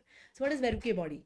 Verrucke body in which the nucleus is arranged in a palisading pattern. The nucleus of the tumor cells are arranged in a palisading pattern, that is ladder-like pattern. So it is seen in which tumor? Absolutely right. Anam, absolutely right. So correct answer is schwannoma. In schwannoma, there are two areas. I told you the hypercellular area and hypocellular. Hypercellular. Hypercellular areas are known as Antony A and hypocellular are known as Antony B. In Antony A, you can see the tumor cells are arranged in a palisading pattern that is known as Verrucke body and is a hallmark feature of schwannoma. The next question is in front of you. Fried egg appearance along with calcification is a hallmark feature of which tumor? So you get question on the hallmark feature, you have to learn that. Is it pilocytic astrocytoma, glioblastoma, oligodendroglioma, or medulloblastoma? So what is the correct answer here? Fried egg appearance along with the calcification is seen in which tumor?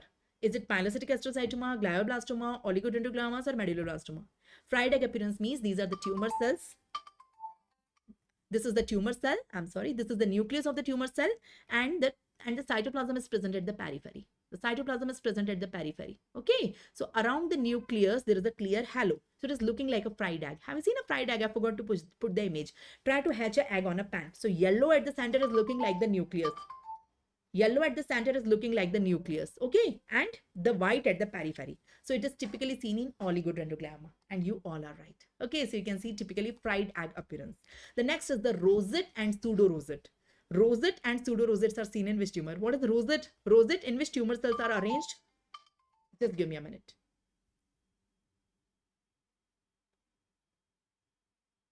Okay, I'm really sorry for the interruption. Rosettes and pseudo-rosettes. Okay, so here rosettes means the tumor cells are arranged in a circular pattern with nothing is present at the center. Okay. Tumor cells are arranged in a circular pattern with the center empty. And pseudo-rosette, there is a blood vessel at the center. Sometimes the blood vessel is present at the center. That is the pseudo-rosette. So rosette and pseudo-rosette is a hallmark of ependymoma. Okay. Homer-right rosettes are seen in. What is Homer-right rosettes? So tumor cells arranged in a circular pattern with the center containing the fibrillary material in that. So these rosettes are a hallmark of which tumor? The options are pilocytic astrocytoma, glioblastoma, medulloblastoma, or ependymoma. What is the correct answer here? So here the center contains the fibrillary material. Okay, so what is the correct answer? It's the hallmark feature of medulloblastoma. You can see these are the tumor cells, and at the center you can appreciate the fibrillary material. So that is Homer-right rosette. The next question, Rosenthal fibers are. What are Rosenthal fibers? They are seen in pilocytic astrocytoma, we know that. But what are they made up of? What are they made up of? Are they intranuclear inclusions? Are they intracytoplasmic inclusions? Are they present extracellularly, or are they a part of cell membrane? So what are Rosenthal fibers made up of? What are they actually? Can you define Rosenthal fibers? The pink color fibers. Absolutely right. They are intracytoplasmic inclusions. So they are present in the cytoplasm of the tumor cells. They are the inclusion bodies, and they are condensed form of GFAP. Okay, they are condensed form of GFAP. Okay, can you tell me the most common glial tumor? Is it ependymoma, astrocytoma, meningioma, or neurofibroma? The most common glial tumor. The most common. You can rule out two options. Meningioma is not a glial tumor. Neurofibroma is not a glial tumor. But ependymoma and astrocytoma, both of them are glial. So which is most common among them? Astrocytoma. Overall in the brain also the most common tumor is astrocytoma only. So there are three types of glial tumor. Among them the most common is astrocytoma. In children, which is most common? The pilocytic astrocytoma, that is grade 1. In adults, which is most common? GBM astrocytoma, that is grade 4. But in both of them, the most common tumor is astrocytoma only. Okay, so that's all about it. I guess we have done many questions. One more question, the last question. Most common cerebellar tumor in the children. Tell me the most common cerebellar tumor in children. Is it astrocytoma, medulloblastoma, ependymoma, or PNET? Among these, the four options, which tumor occur in children and in which the location is the cerebellum? I taught you two tumors in children now today. Which of them is present? Yes, absolutely right. The correct answer is medulloblastoma. I'm sorry. Medulloblastoma also occur in children. I mean astrocytoma, type 1 astrocytoma, that is pilocytic astrocytoma. This also occurs in children. This also occurs in cerebellum. Medulloblastoma also occur in children, also occur in cerebellum. Okay, but they are asking most common. So in children, which is the most common tumor? Is it astrocytoma or medulloblastoma? So most common tumor in the children is pilocytic astrocytoma. That's why the answer is astrocytoma. So if question do not contain astrocytoma, you can go with medulloblastoma. But currently the answer is astrocytoma. Or if the question contains malignant tumor, then the answer will be medulloblastoma. Currently the question is not asking the malignant tumor. I hope the question is crystal clear. Okay. So can we go ahead? So let's skip some question and move to the next one. Okay, there are many questions. I have put all the questions which are asked till now in all the competitive exams. One more last one. Can you tell me the most common cancer most frequently metastasized to the brain? I told you in the brain there are two types of tumor, the primary, the secondary. The secondaries are the tumor which are coming from some other organ in the brain. So tell me the most common organ in human body which sends the metastasis to the brain. Is it small cell carcinoma of the lung? Is it prostate cancer? Is it rectal cancer? Or is it endometrial cancer? You tell me. So I told you, now most common cancer which send its metastasis to the brain. Which is that?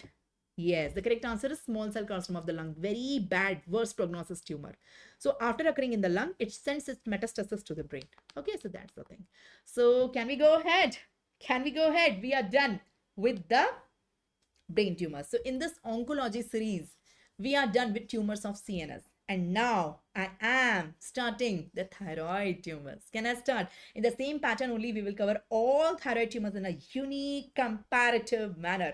So you can retain them. Make the table of all the tumors.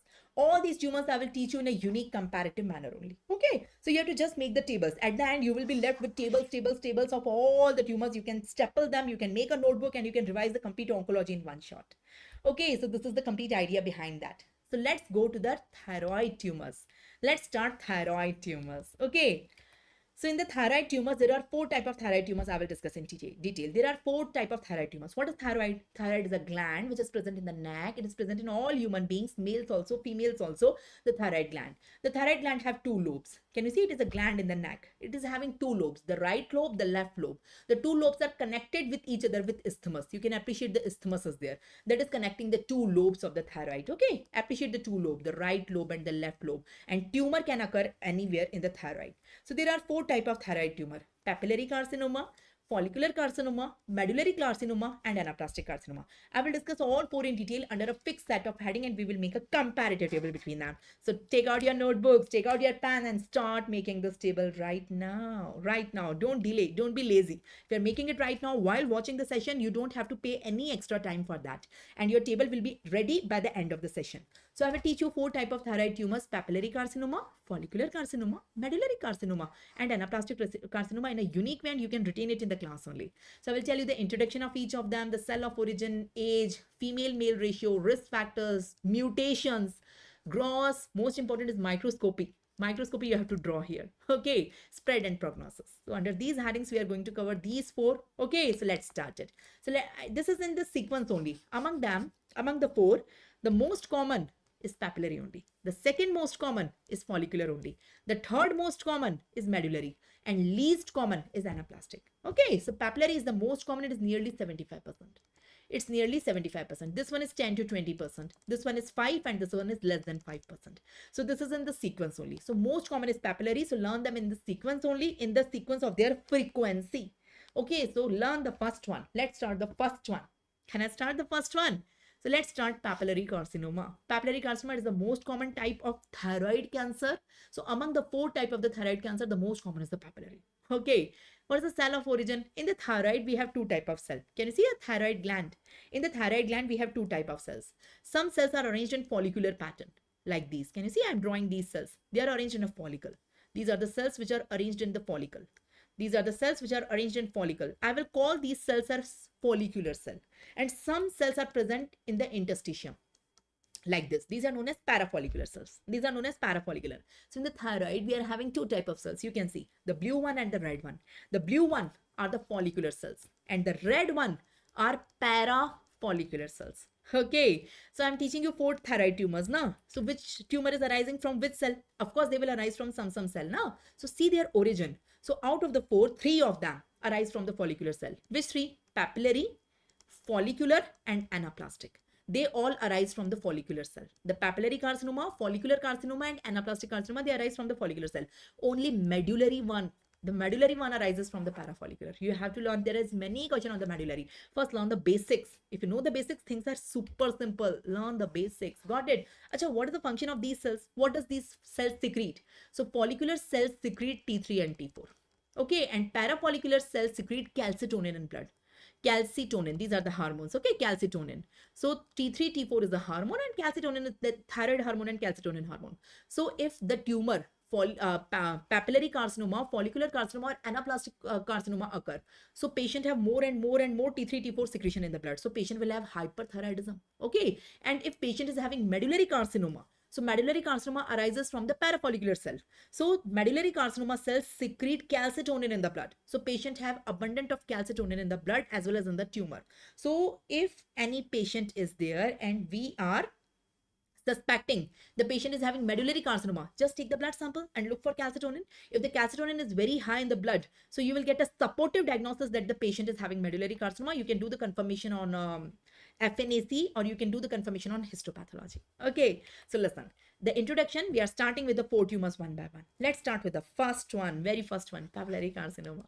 It is the most common among the four. I told you it is arising from follicular. Okay, it occurs young age, 20 to 40, young to middle age. All of them are more common in females except medullary, which is equal in male and female. Okay, so here it is 3:1. It is 3 times more common in female as compared to male. There are two risk factors you have to learn for the papillary carcinoma of thyroid. Number one, radiation exposure in the neck.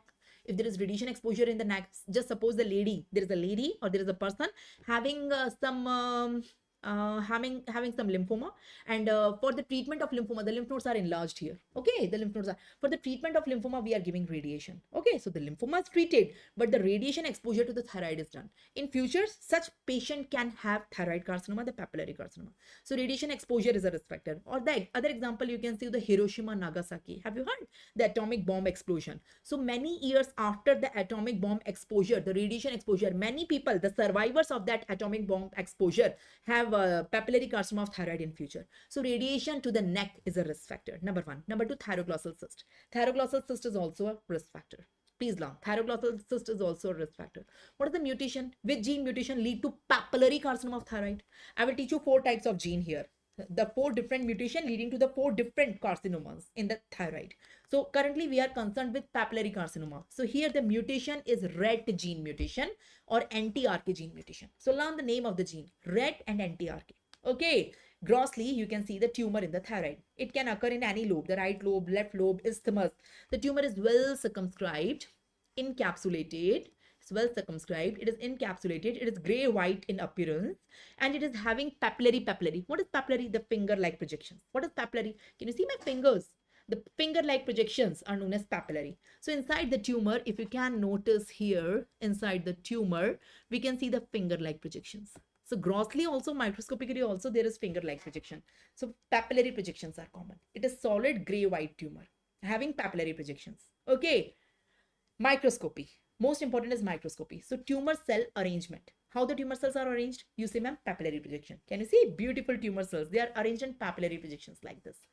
They are arranged in papillary projections. I will draw tumor cells on that. So these are my tumor cells. So tumor cells are arranged in papillary projections. Okay. Now these papillary projections have a stalk. You know, the papilla have a stalk. So the stalk is fibrovascular stalk. Let me draw a stalk. This is the stalk I am drawing. This is the blood vessel. And this is the blood vessel and the fibrosis. This is known as fibrovascular stalk. So the stalk is made up of 2 things. What 2 things? It is known as fibrovascular stalk because it is having 2 things, fibrosis and blood vessel. So you can notice the fibrovascular stalk here. I want you to appreciate the blood vessel here. Can you appreciate the blood vessel, the red color blood vessel with the fibrosis at the center? This is fibrovascular stalk. And over it, appreciate the tumor cells. Please appreciate the tumor cells which are arranged in papillary pattern. So please, this is known as papillary pattern. There is a fibrovascular stalk on which papillae are present. The papillae have the tumors on that. Now zoom one tumor cell. You can see tumor cells are very small here. I hardly see their morphology. Let me zoom out. Let me zoom this image to see the morphology of individual tumor. Now you can see these 2 images. Now see the tumors. This is the same image. The only thing I have zoomed it out to see the morphology. To see the morphology of the tumor cells. What I can see? See the nucleus of the tumor cell. Can you see the nucleus? The nucleus. So this is the cell. This is the nucleus. The nucleus is empty. There are 2 types of cells. Some cells have like this nucleus and some cells have like this nucleus. So here the nucleus is like this. The nucleus is empty. Empty means it's ground glass. It is known as ground glass nucleus. Okay. Or it is known as optically clear nucleus. Optically clear nucleus. Okay. This one is hyperchromatic. So here we don't have hyperchromatic nucleus. No. In papillary carcinoma, we have nucleus like this. Ground glass, optically clear. Okay. Have you seen a cartoon character known as Annie? Annie, like Mickey Mouse, like McDonald, like Donald Duck. We have a cartoon. Do you see cartoon? So Annie is a cartoon character. She is orphan. It is known as Orphan Annie. See the eyes of Orphan Annie.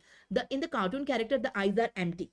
In her character, the eyes are empty. So are the nucleus of this tumor cell looking like the eyes of the Annie? Yes. So yes, the nucleus is, just a second, let me open the chat. Come see the chat. So the nucleus is looking like Orphan Annie. This is known as Orphan Annie eye nucleus. What it is known as? Orphan Annie eye nucleus. Orphan Annie. So this is a comparison. It is a simile we use. Orphan Annie eye nucleus, also known as optically clear nucleus, also known as ground glass appearance nucleus. So Orphan Annie eye, optically clear nucleus, ground glass appearance nucleus. Number 1. Okay. Number 2, see the tumor cell. In the tumor cell, zoom it out more. You can see 2 more important findings here. Okay, let me draw it. So this is a tumor cell. The nucleus is clear. It is not filled. It is looking like optically clear, ground glass, Orphan Annie eye nucleus. Inside the nucleus, sometimes inclusion bodies are there. And inside the cytoplasm also, inclusion bodies are there. And inside the nucleus, grooving can also be there. grooving, like a coffee bean grooving. So these are the three more important findings are there. So inclusion bodies can be there and grooving can be there. So inclusion bodies, intranuclear inclusion bodies and nuclear grooving. Cytoplasmic grooving cytoplasmic inclusion bodies are not there. So inclusion bodies in the nucleus and grooving in the nucleus is also there. You can see it here. Can you see the nucleus? Appreciate the grooves here. So see the grooves in the nucleus, see the grooves, see the grooves. Here you can see the inclusion body. So in the nucleus, grooving and inclusions are common. Okay, so that is a thing. And one more thing, Samoma bodies are also common. Samoma bodies, I already told you, these are the concentric calcification. So calcification is in layers. Can you see here the blue color calcification, the blue color calcification? Can you summarize? Can you summarize papillary carcinoma of thyroid? So in papillary carcinoma of thyroid, the tumor cells are arranged in papillae, the finger-like projections like this. So this is the tumor cells. The arrangement is like the papillae.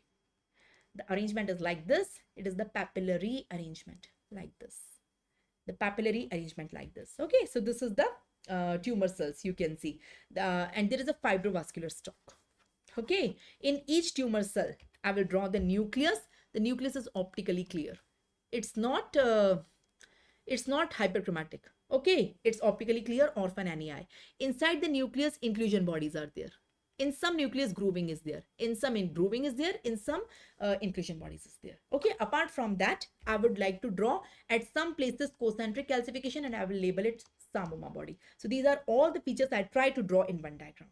So Samoma bodies, nuclear clearance, nucleus inclusion, nucleus grooving, papillae, fibrovascular stalk, label it completely. So this is all the features at one place. How many of you got it? The first one, the papillary carcinoma. Here also you can see. Okay, spread is via lymphatic route and prognosis is excellent. The 10-year survival is 95%. The excellent prognosis. Least malignant among the all. We are done with papillary. Can we revise it? We have to go with 3 more quickly. Okay. So we are done with 1. In the introduction, you see it is the most common among the 4. It is 75% of all thyroid tumors. Cell of origin, it arises from follicular cells. This also arises from follicular. This also arises from follicular, but medullary arises from parafollicular cells. I told you. Okay. Age, I told you, it occurs in young to middle age, 20 to 40 years. Female to male ratio 3:1. It is more common in female as compared to male. Risk factor, I told you to learn 2. Radiation and thyroglossal cyst. Mutation, I told you to learn 2 mutation. RET mutation and anti-RK. Anti-RK mutation. Grossly, I told you this is a well circumscribed tumor having papilla, you can see grayish white tumor with papilla. Learn the diagram. Microscopy, I told you, they are arranged in papillary pattern. They have fibrovascular stalk and orphan annii nucleus, ground glass nucleus, grooving is there, inclusion bodies is there, Samoma bodies is there. So rather than writing, learning, draw the picture and learn the picture. Spread is lymphatic and prognosis is excellent. We are done. The same headings we will compare for the follicular carcinoma. Can I start follicular? Give me a thumbs up. Can I start the next one? Please interact. Yes. The next one is the follicular carcinoma of thyroid. It is the second most common thyroid malignancy. So here, overall, it is 10 to 20%. This one is 10 to 20%. Okay. Cell of origin is follicular. Age, it relatively occur in old age, 40 to 50 years. Female to male ratio, there it was 3:1, here 2.5:1. But although both of them are more common in female as compared to male. Like papillary only, this is more common in female as compared to male. Risk factor, one risk factor, goiter. Iodine deficiency leading to goiter. Iodine deficiency leading to goiter. There in papillary carcinoma, the risk factor was radiation and thyroglossal cyst. Here the risk factor is iodine deficiency. The gene which is mutated is RAS gene. Most common RAS gene. Apart from that, PX, PPAR gamma gene. So PPAR gamma gene. There we have RET and anti-RK. You have to learn the name of the genes. We will compare. I will fill this table also for you. Okay. Yes, Ramdas is a very good book. You asked it before also. Parshva Shah. Ramdas is good book for the prof, you can say. But you know, at least once in your life, you should read Robbins also. But if you want to just pass your exam for the university exam, Ramdas is good enough to go. You just read it, you will pass your exams. Okay, that's it. But at least you should go once with the Robbins, at least, because there is many important information which is given there, the detailed information, the genetic level, the molecular level. You should learn that at least once whenever you get time. You got your answer, Shah. Can we go ahead? Okay, let's go ahead.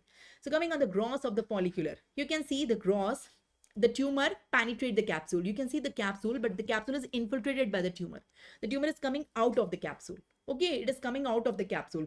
Capsular invasion is there. And you can see many blood vessels are there. So tumor is going inside the blood vessel also. So tumor is doing two invasion. It is going inside the capsule, inside the blood vessel. So two invasions are common. That I will show you in microscopy also. It is going inside the capsule, capsular invasion. It is going inside the blood vessel, vascular invasion. So here also I will show you in the microscopy. Can you see the diagram? First tell me the arrangement. What was the arrangement in papillary carcinoma? The arrangement was papilla. Here it is not papilla. No, no, no. The tumor cells are arranged in follicles. Can you see? These all small, small, small. The tumor cells are arranged in many follicles like this. So these are the tumor cells. Okay, these are the tumor cells. These are the tumor cells. They are arranged in follicles. In contrast to papillary carcinoma, where the tumor cells were arranged in papilla. Here the tumor cells are not arranged in papilla. No, they are arranged in follicle. So see, the arrangement is drastically different. Okay, so here tumor cells are arranged in follicles. Number one. Number two, tumor cells nucleus. In papillary carcinoma, the nucleus was optically clear, known as orphan Annie nucleus. Here the nucleus is hyperchromatic. It is just opposite. See the two nucleus. This is papillary carcinoma. This is follicular carcinoma. The nucleus is different. So here the nucleus is hyperchromatic. It's not optically clear. The arrangement is different. The nucleus is different. Okay, got my point? Got my point? Now here two invasions you will see.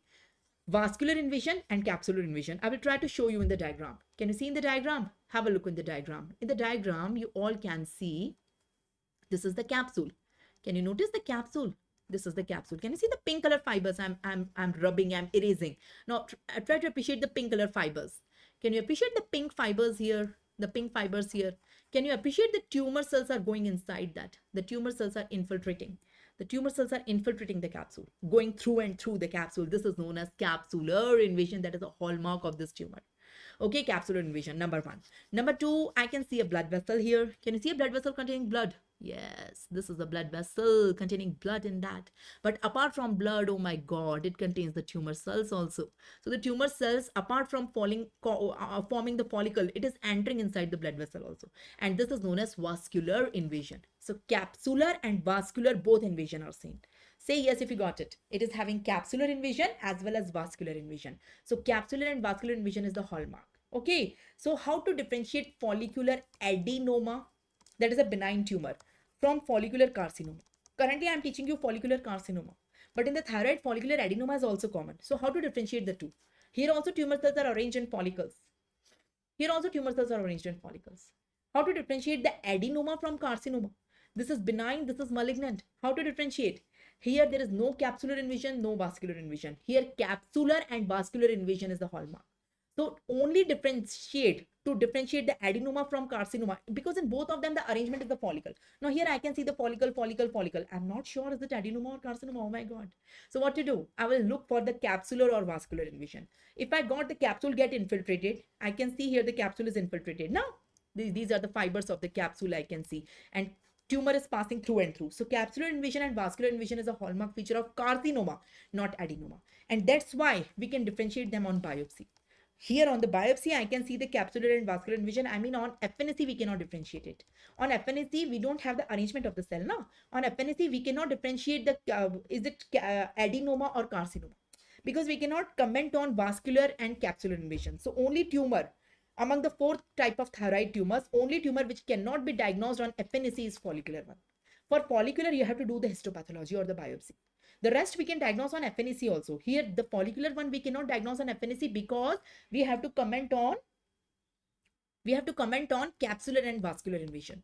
Got my point? Now, there is a tumor known as Hurdle cell tumor, which is a variant of follicular carcinoma. A variant of follicular carcinoma is Hurdle cell. What is the difference here? Here also tumor cells are arranged more or less in follicular pattern. But only thing you can see, the tumor cells are large. They contain abundant pink cytoplasm, abundant granulocytic pink cytoplasm. These are known as Hurdle cell. And it is having very poor prognosis. It's a variant of follicular only. Here the tumor cells are large, having abundant pink granular acidophilic cytoplasm. So that is the Hurdle cell. Spread is blood, hematogenous. In papillary, the spread was via lymphatic. Here the spread is via blood. And prognosis is average, it's 50 to 70%. There the prognosis was nearly 85%. Here the prognosis is 50 to 70%. So we are done with two. We are done with papillary as well as follicular. We will revise all four in the end. Let's come on the third one. The medullary one, the third one. Medullary is the third most common. This is most common. This is second most common. This is third most common. Okay. It constitutes only 5%. It is the third most common, and it arises from the parafollicular cells or the C cells. You can see these are, I told you, na. So out of the 4 type of thyroid tumor, this arises from follicular, this arises from follicular, this also arises from follicular. But the medullary carcinoma arises from parafollicular cells. Okay, parafollicular cells, these are the parafollicular cells which secrete calcitonin. It occurs 40 to 50 years of age. Okay, and male to female ratio is 1:1.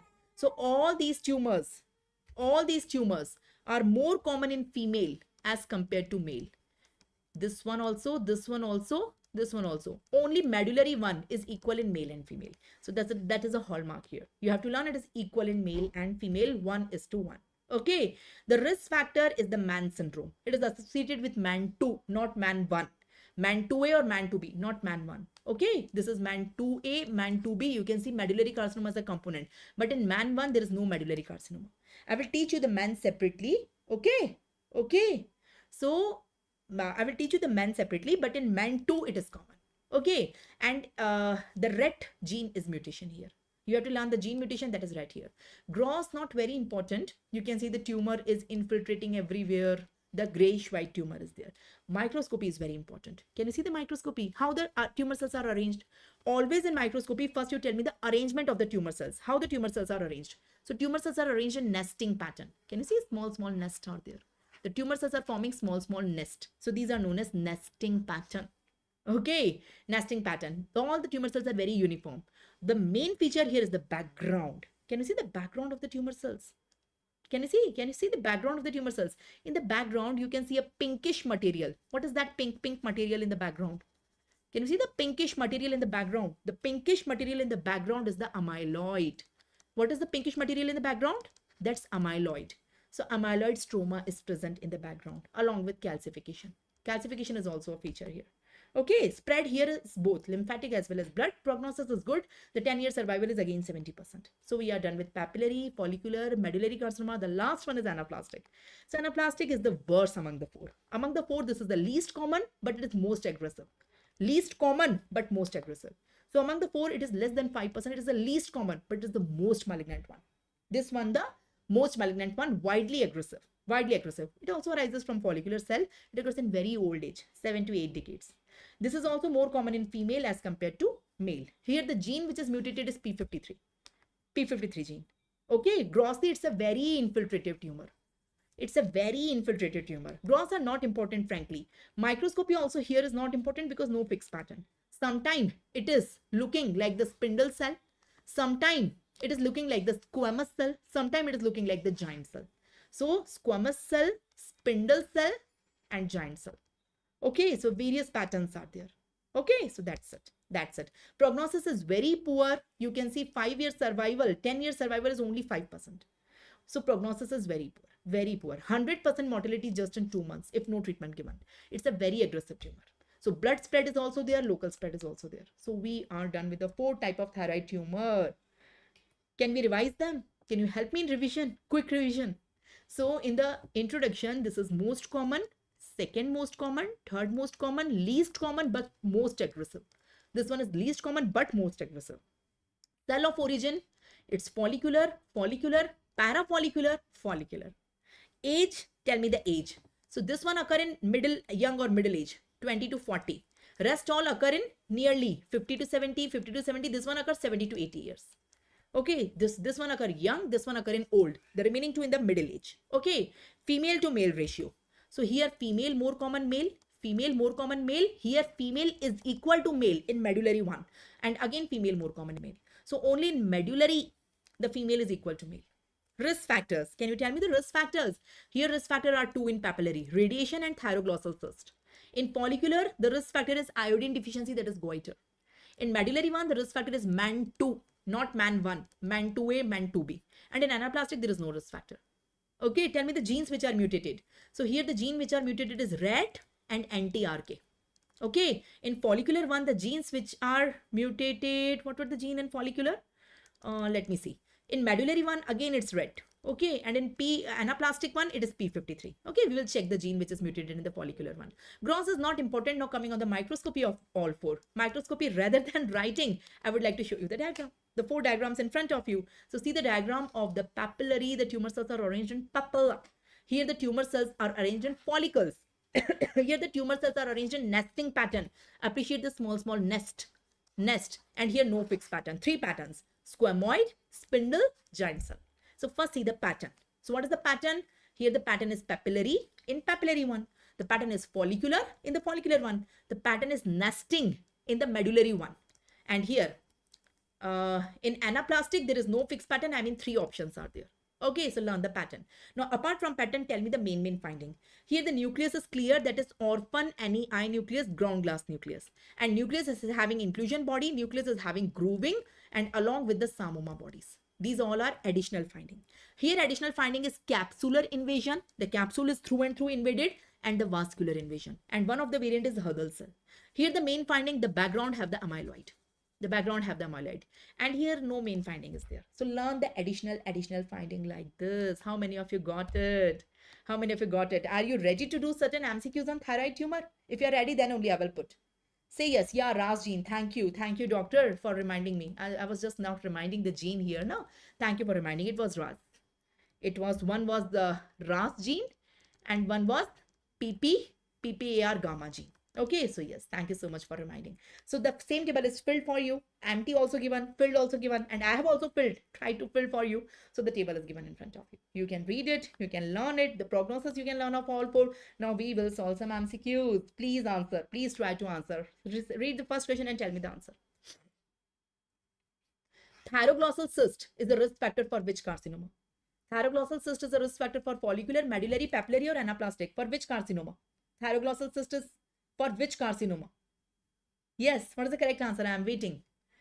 So I told you the risk factor for all 4. Now I taught you 4 tumors today: papillary, follicular, medullary, anaplastic. Tell me the risk factors. Yes, the correct answer is papillary. For papillary carcinoma, I told you 2 risk factors. One is radiation, one is thyroglossal cyst. For follicular, only one: iodine deficiency, that is goiter. For medullary, the risk factor is MAN2A, MAN2B. Anaplastic, I didn't mention any risk factor. You all are right, absolutely right. The correct answer is papillary. So for papillary, I mentioned 2 risk factors: the radiation and thyroglossal cyst. Yes or no? The next question is in front of you: orphan Annie eye nucleus. Have you seen the Annie? Annie is a cartoon character. So in Annie, in Annie is a cartoon. So she is having empty eyes. Annie eye, orphan Annie. So the nucleus of which of the tumor is empty like this? Is it papillary carcinoma, pituitary carcinoma, paraganglioma or meningioma? So question is very easy, I guess. Orphan Annie eye. Huh? Yes, what is the correct answer? Yes, of course, the correct answer is papillary carcinoma of thyroid. But very frequently you get question here.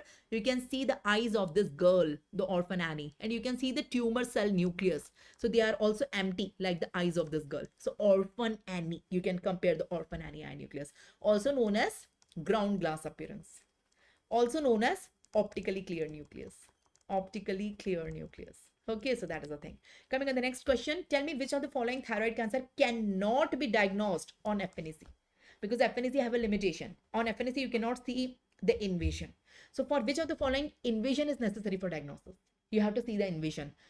Is it papillary carcinoma, medullary carcinoma, follicular carcinoma or anaplastic carcinoma? Which of the following the invasion is necessary to see? On FNAC, you cannot see the invasion because on FNAC, you cannot see the arrangement of the cell. You see only morphology of the cell. You don't see the arrangement. You don't see the arrangement of the cell. Yes, so correct answer is follicular. The hallmark of follicular, if you want to diagnose follicular, 2 things you have to mention: vascular invasion should be there and capsular invasion should be there. If the 2 invasion are there, then only we will call it follicular carcinoma. If we don't see the invasion, we will call it follicular adenoma. So here you can see in the diagram itself, you can see this is the capsule. See the pink fibers. I'm marking pink fibers. These are all the capsule. So you can see the tumor is infiltrating. The tumor is going through and through that. So this is capsular invasion. And appreciate this is the blood vessel. And see the tumor cells inside the blood vessel. So capsular and vascular invasion is must for follicular carcinoma. And that's why we cannot diagnose it on FNAC. This is the reason. The next question is in front of you. Most common thyroid cancer post-radiation. So tell me, radiation is a risk factor for what? I told you the risk factor for all of them. Although radiation can lead to any of the thyroid tumor, but most commonly it is associated with which one? Is it papillary? Is it medullary? Is it follicular? Or is it none of the above? So the question is very simple, I guess, and you can easily answer that. Yes, what is the correct answer? Post-radiation, which of the following thyroid cancer most commonly occurs after radiation exposure to the neck, like Hiroshima Nagasaki bomb explosion, or after the radiation therapy for some other cancer like lymphomas and all? So which of the following can occur? Absolutely right. The correct answer is papillary. Papillary most commonly associated after radiation. So learn the two risk factor for papillary: radiation and thyroglossal cyst. Question comes on both of them. Hurdle cell carcinoma is a variant of which papillary carcinoma? So I told you there are four main papillary carcinoma. There are more main four thyroid carcinoma: medullary carcinoma, papillary carcinoma, follicular carcinoma, and anaplastic carcinoma. Hurdle cell is not the main one, but it is a variant of one of them. So it is a variant of which thyroid carcinoma? Is it a variant of medullary or papillary or follicular or anaplastic? Yes, absolutely right. So it's a variant of follicular carcinoma. So what is the difference here from the follicular carcinoma? What is the difference? The cells are more large. The cells contain more pink and granular and eosinophilic cytoplasm. That is the only difference. So it is more aggressive as compared to classical, the standard follicular. It is more aggressive. Coming on the next question. All of the following are helpful in diagnosis of medullary carcinoma except. So which is not a hallmark feature of medullary. Medullary carcinoma have spindle cell stroma. It is having amyloid deposition. It is having calcitonin. It is having histologically mitochondria is essential for the diagnosis. So which of the following is not a feature of medullary? So calcitonin, obviously it is there. Okay. Amyloid, obviously it is the hallmark of medullary. Spindle cell, rarely it can be there. I forgot to tell you, but there is no such criteria that mitochondria should be present for the diagnosis of medullary. So correct answer here is the mitochondria. The most important feature is the background pink color amyloid deposition. And it is arising from the parafollicular cell. That's why here calcitonin will come in the blood. Okay, I guess next question is most easiest. It's a baby question. I must even not ask that. Tell me the most common thyroid tumor. Among them, which is the most common, which is the least common? First, you tell me which is the most common. Is it papillary, follicular, medullary, or anaplastic? You tell me the most common one. Which is the most common one? Obviously, the correct answer is papillary. So in the sequence only you have to learn. Papillary is 75%. Follicular is 20%. Medullary is 5%. Anaplastic is less than 5%. So instead of most common, if I ask you least common, in that case, answer will become anaplastic. So you get question on both the most common as well as least common. The next question is in front of you. Medullary carcinoma of thyroid is associated with increase in what? Increase in calcitonin, increase in thyroglobulin, increase in T3, or increase in T4. So first you tell me medullary carcinoma arises from which cell? Medullary carcinoma arises from which cell? There are two types of cells in the thyroid: follicular cells and parafollicular cells. So I told you very clearly that papillary carcinoma, follicular carcinoma, and anaplastic carcinoma, they all arises from the follicular cell, and medullary carcinoma arises from parafollicular cell.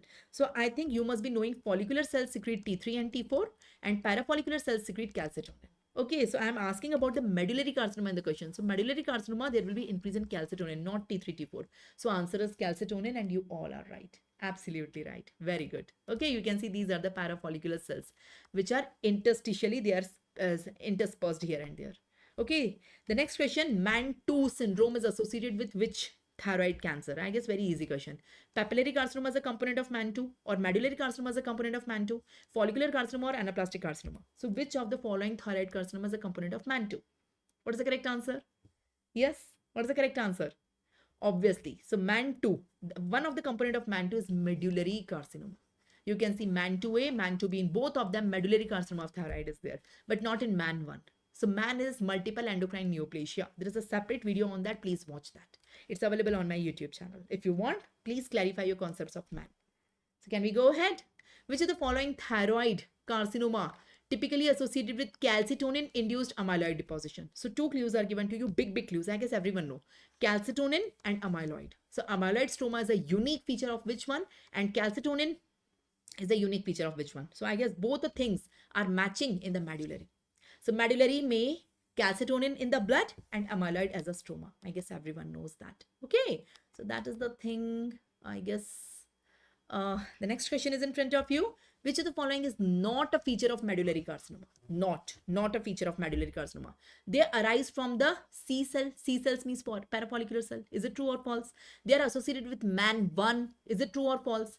They are multicentric in origin. Is it true or false? And amyloid deposition in the stroma. Is it true or false? What is false? You tell me what is false. So amyloid deposition is correct. They are multicentric, that is correct. They arises from parafollicular C cell. not follicular. It is also correct. But it is not associated with man 1. No, no, no. They are associated with man 2. I told you very clearly. They are not associated with man 1. They are seen in man 2. Man 2A as well as man 2B. So we are done with all of them. If you have any query, whatever I taught you today and whatever I taught you in other YouTube sessions, or if you have any topic in your mind from patho, pharma, micro, PSM, medicine, so please text that on the following mobile number. You can note down the mobile number if you wish. So it's 9833032948. Please note down, and you can WhatsApp, you can SMS, you can do the Telegram. I'm available on all, so you can do that. So you can text. Kindly don't call. It is available for the chat support. So kindly text. Maybe it takes a day or two to reply, but I personally reply all of you. Okay, so if you have any query also, I will leave a voice message and I will try to solve your query. So please note down the number and share with your friends, colleagues, anyone who want to ask any query related to my sessions, or if you have any topic in your mind, you can text that also. If many students are demanding the same topic, we will schedule it very soon on the YouTube in our upcoming sessions. Okay, so it will be depending on the demand of the topic.